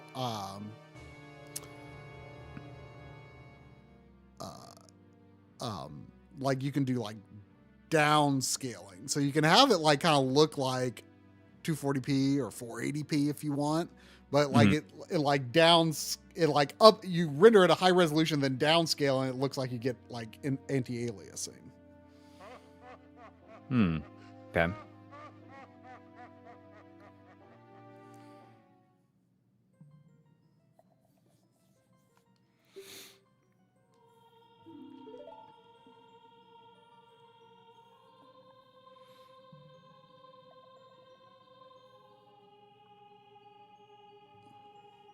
It's so weird to me that like they reuse the name Rauru for the guy in Tears of the Kingdom because he's just Right. he's like a completely different kind of creature. Like, you know, he's a Zonai. This is Rauru. This is what I think of when I think of Rauru. the old mutton chops over here. Yeah. Those eyes look very lifelike, honestly. In both versions. You know, I think it looks, I don't know. Too real to be real. There's something very real looking about them.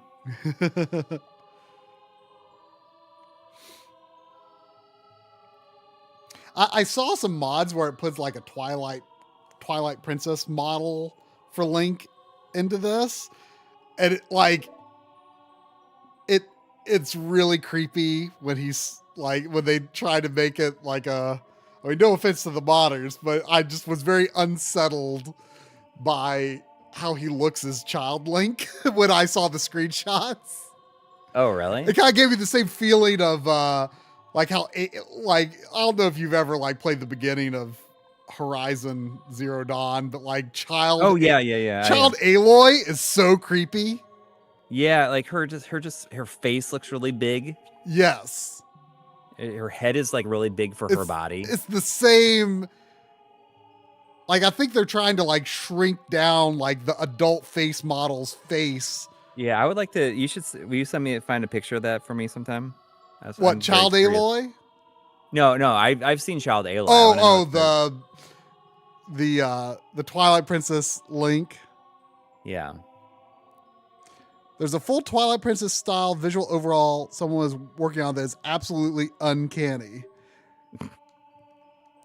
Uncanny as in good? Or Uncanny Valley. Yeah. I mean, I mean that would be really cool to see like full on like models in that style. That would be amazing. But like maybe it was just the screenshots. Maybe it wouldn't bother me as much if I like actually tried it for myself. But I was kind of like, ooh.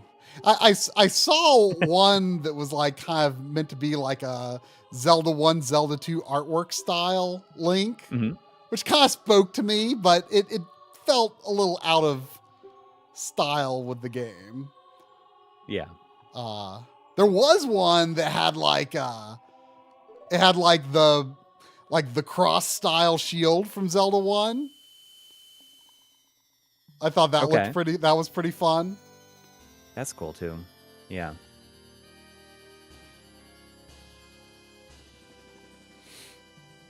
NKS and this looks exactly like Twilight Princess, but it's all Oots World. Wow. So it's got like touched up like geometry to be like more like GameCube tier geometry, or would that mess with the like world geometry? Would that mess with the the gameplay too much? I wonder. Oh, that equipment set is yours. Cool. What else is in it other than the Zelda 1 shield?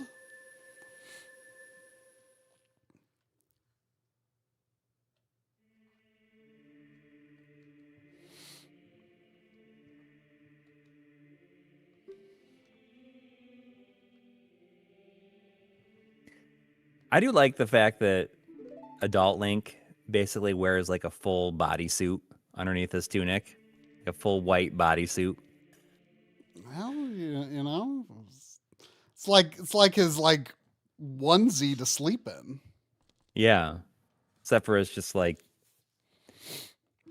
man, he's got look at the size of that nose.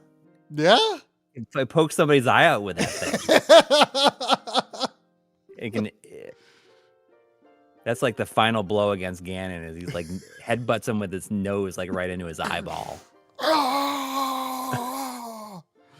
He like it's like the T1000 sticking his pointer finger through the one guy's face, but it's adult Link's nose. Link's log jaws. They Like should long sell term, that yeah. at the Nintendo store. Yeah, it's just like a skin tight Just call set it of Link's like, Long Johns. yeah, leaving money on the table there, Nintendo.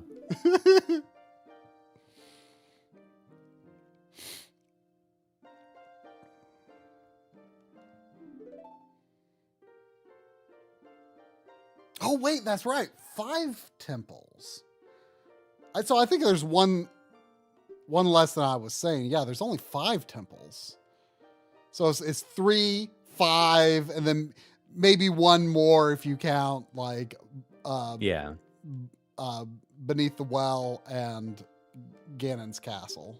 Like it's like a whole. So it's really more like 9 versus 11, I think.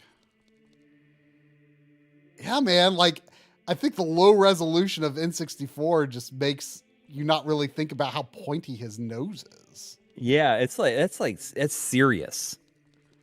Look at this though. There's like a level of detail swap here that I never noticed with Child Link.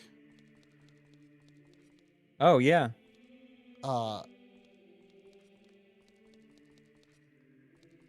wonder if there's a setting to make that not happen.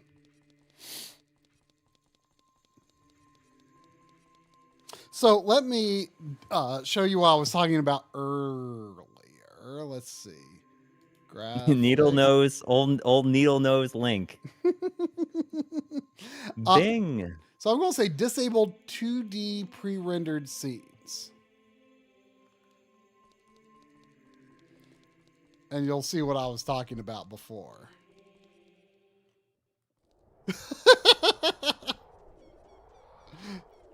You can actually turn off the LOD switch in the settings. Oh, look at that. Right? Oh. This looks super good right here. I just like the Death Mountain's just like floating there, like the top of it's floating there. Yeah, so that's just like the geometry necessary, but then That's kind of fun. But then I can It turn would be back fun to on. play through the whole game like that. Oh. Just to see like how it changes things. Let me. So where's the LOD setting? Is that I kind of assumed I already had that on.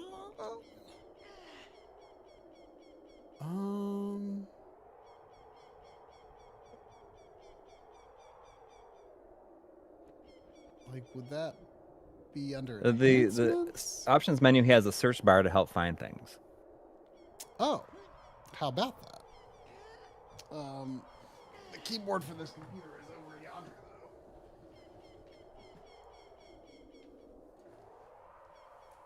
It's over there.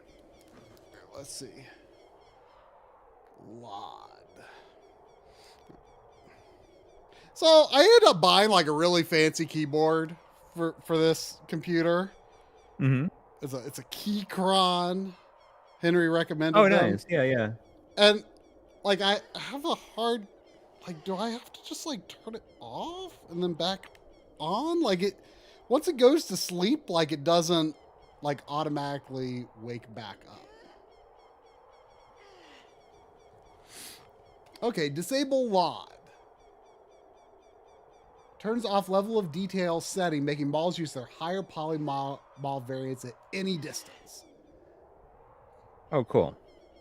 Yeah, go in there and do it again. Yeah.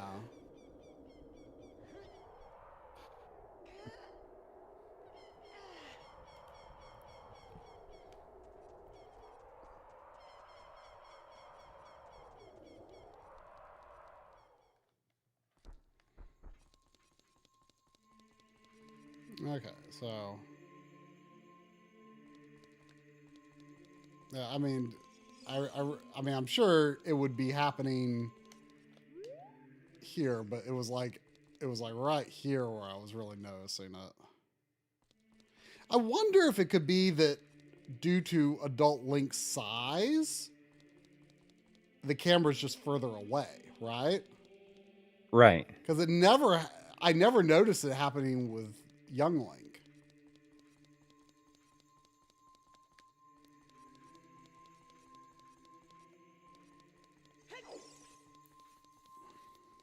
That pop in though when you like walk in the room there. Yeah, I was wondering if. Go back out. I'm gonna see it one more time. Yeah, I was it wondering doesn't if that matter. was like a glitch caused by turning off the LOD setting. No, it was there before. I'm pretty sure I saw it that first time. Okay, well, I turned it back off. So yeah, we see the low detail link, and then he pops in.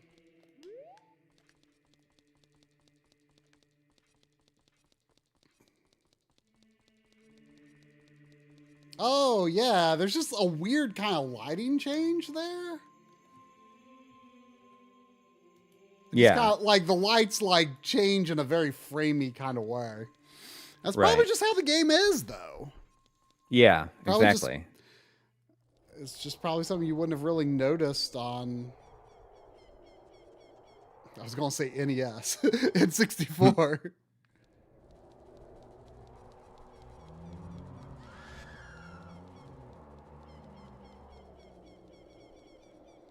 But anyway, I think that's pretty cool that I got this far in one stream.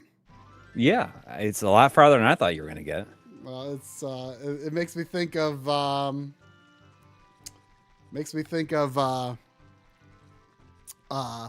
you know, when I was like, wow, I got all the way to Paladin Cecil in FF4. Which maybe I'll do again sometime because I've got the 3D remake on here. On this computer. Maybe I'll do that sometime, just for the heck of it. But anyway, I've been thoroughly impressed.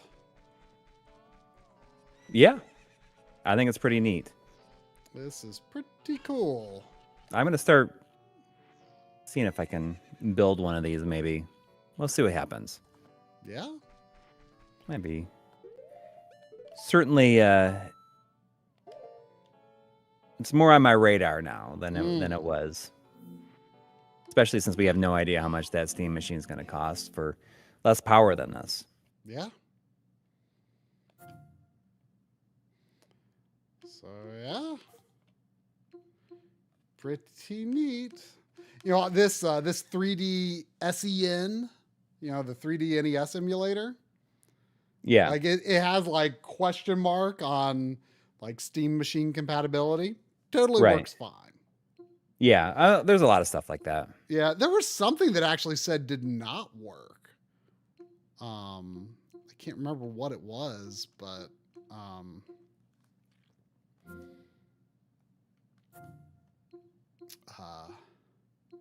it worked fine. So some of this stuff is Drum and Lynn's stuff that I've installed. Oh, you played it for 3 hours. Huh? You played Indiana Well, Jones for 3 a lot hours. of that was just like messing with settings. Oh, okay. But I played probably like an hour and a half to 2 hours into the game. Like I haven't considered, like I'm not like playing it now, but like I just, since it's, you know, a demanding game to get the settings right. I wanted to kind of dial it in. The machine is a Ryzen 7600 X3D CPU and a RX 9060 XT with 16 gigs of VRAM and 32 gigs of system RAM. Here's Mini Shoot. I play with I have an N64 controller though, so won't be good for showing a dual stick game. But you can kind of tell that like I haven't been buying Steam games since like 2013. Yeah. And now I've like only recently bought a few more. And installed some random other things from Drum and Lynn's library as well, just for testing. Like, you know, like the Resident Evil. Like I want to try the Resident Evil Dragon Quest XI games. That's Drums. I tried it out. I decided to get Red Dead Redemption 2 on here because it was relatively cheap. I haven't played it yet. Why not play it on this? Yeah, you got Riven. Yeah. I do. Is that playable without VR? Yeah. Oh yeah. Oh, yeah. Oh yeah.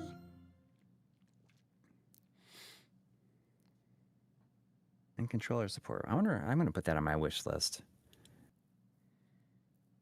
It's gorgeous.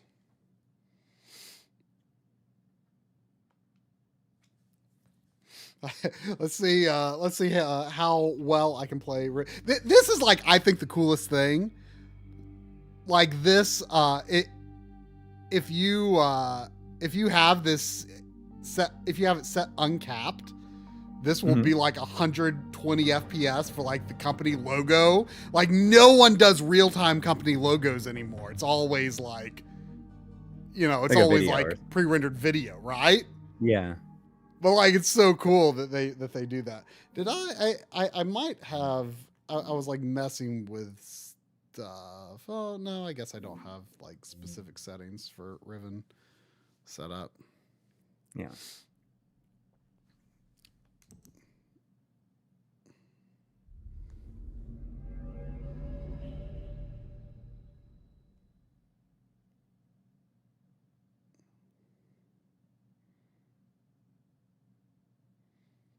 Do I think that a 4-year-old could beat Mega Man 1 also 2, 3? Yeah, I mean, probably. Depends on how much time they have. I'm looking with my trackball right now because Oh, I see. N64 controller not really equipped for this game. I mean, it could be. I would have to map some stuff to the C buttons. But let me check what.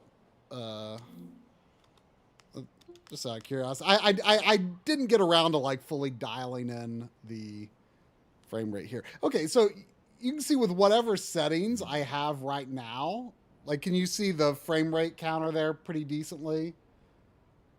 Like I'm getting like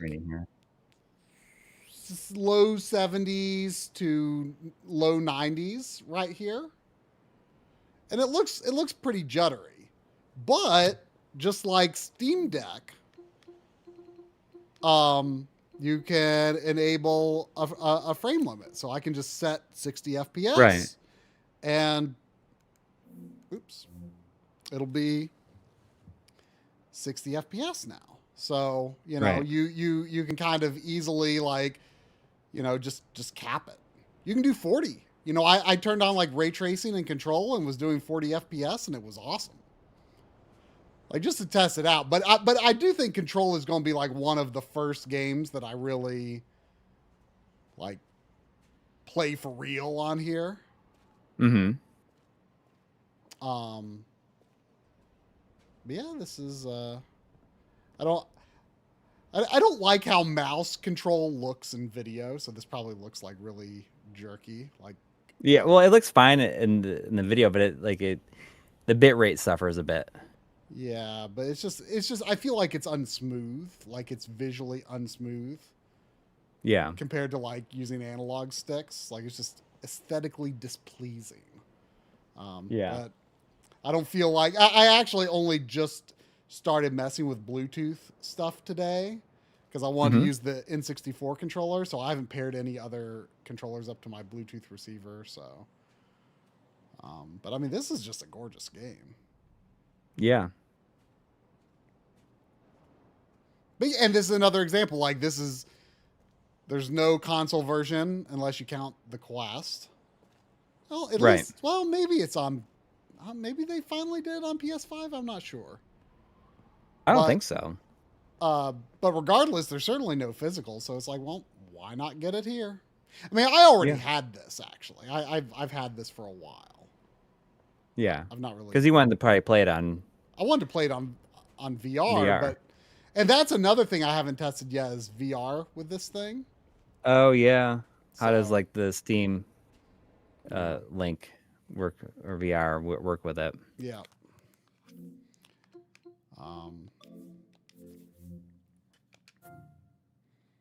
The other like kind of asterisk, I guess, is that currently I assume you can do VRR if you're connected to a monitor with DisplayPort. And I assume you could do G-Sync Right. from an NVIDIA card. I mean, remember, NVIDIA, you're going to lose a lot of your performance just because NVIDIA's drivers are really bad on Linux. But to get VRR over HDMI, you're going to need a couple of specific DisplayPort to HDMI adapters. I mean, this card has an HDMI port. In fact, I'm using HDMI right now. But I did buy this Ugreen adapter that someone has developed Linux kernel patches for that will allow you to use VRR to ultimately an HDMI destination, like I need for my TV, on AMD hardware. AMD and the HDMI forum don't really get along, and Linux and the HDMI forum don't really get along. And so like all this like open source stuff that AMD likes to do, and of course Linux is, and they're FreeSync and stuff, like apparently they won't approve of something. So you can't just out of the box use VRR with Linux on AMD hardware. But kernel patches are coming. Hopefully they will be accepted and rolled into Bazite. Yeah, that's like kind of the only kind of downside right now. But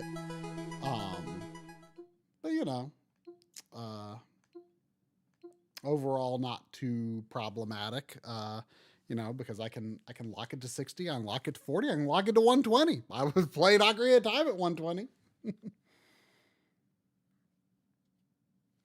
Oh, and I guess we have made it. Well, my clock doesn't say midnight, but you got 11 seconds to midnight. Yeah, we have made it to Shadow Mask's birthday. Thank you for the happy super birthday. Chat. The first thing you do on your birthday is give us money. That sounds backwards. What are you doing? What are you doing?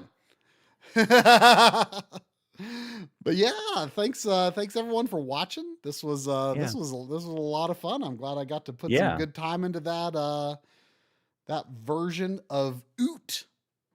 Yeah. Thanks to everybody who donated, and happy birthday, Shadow Mask. Yes.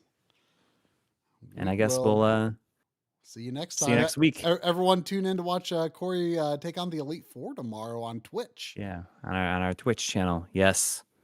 And I think I'm going to get back to Twitch on Tuesday. I'm going to start off with a just chatting stream. You know what I'm going to do? What are you gonna do? I'm going to clean that big stack of games. Like I have been so lazy the past year on cleaning and shelving my newly acquired games. Huh?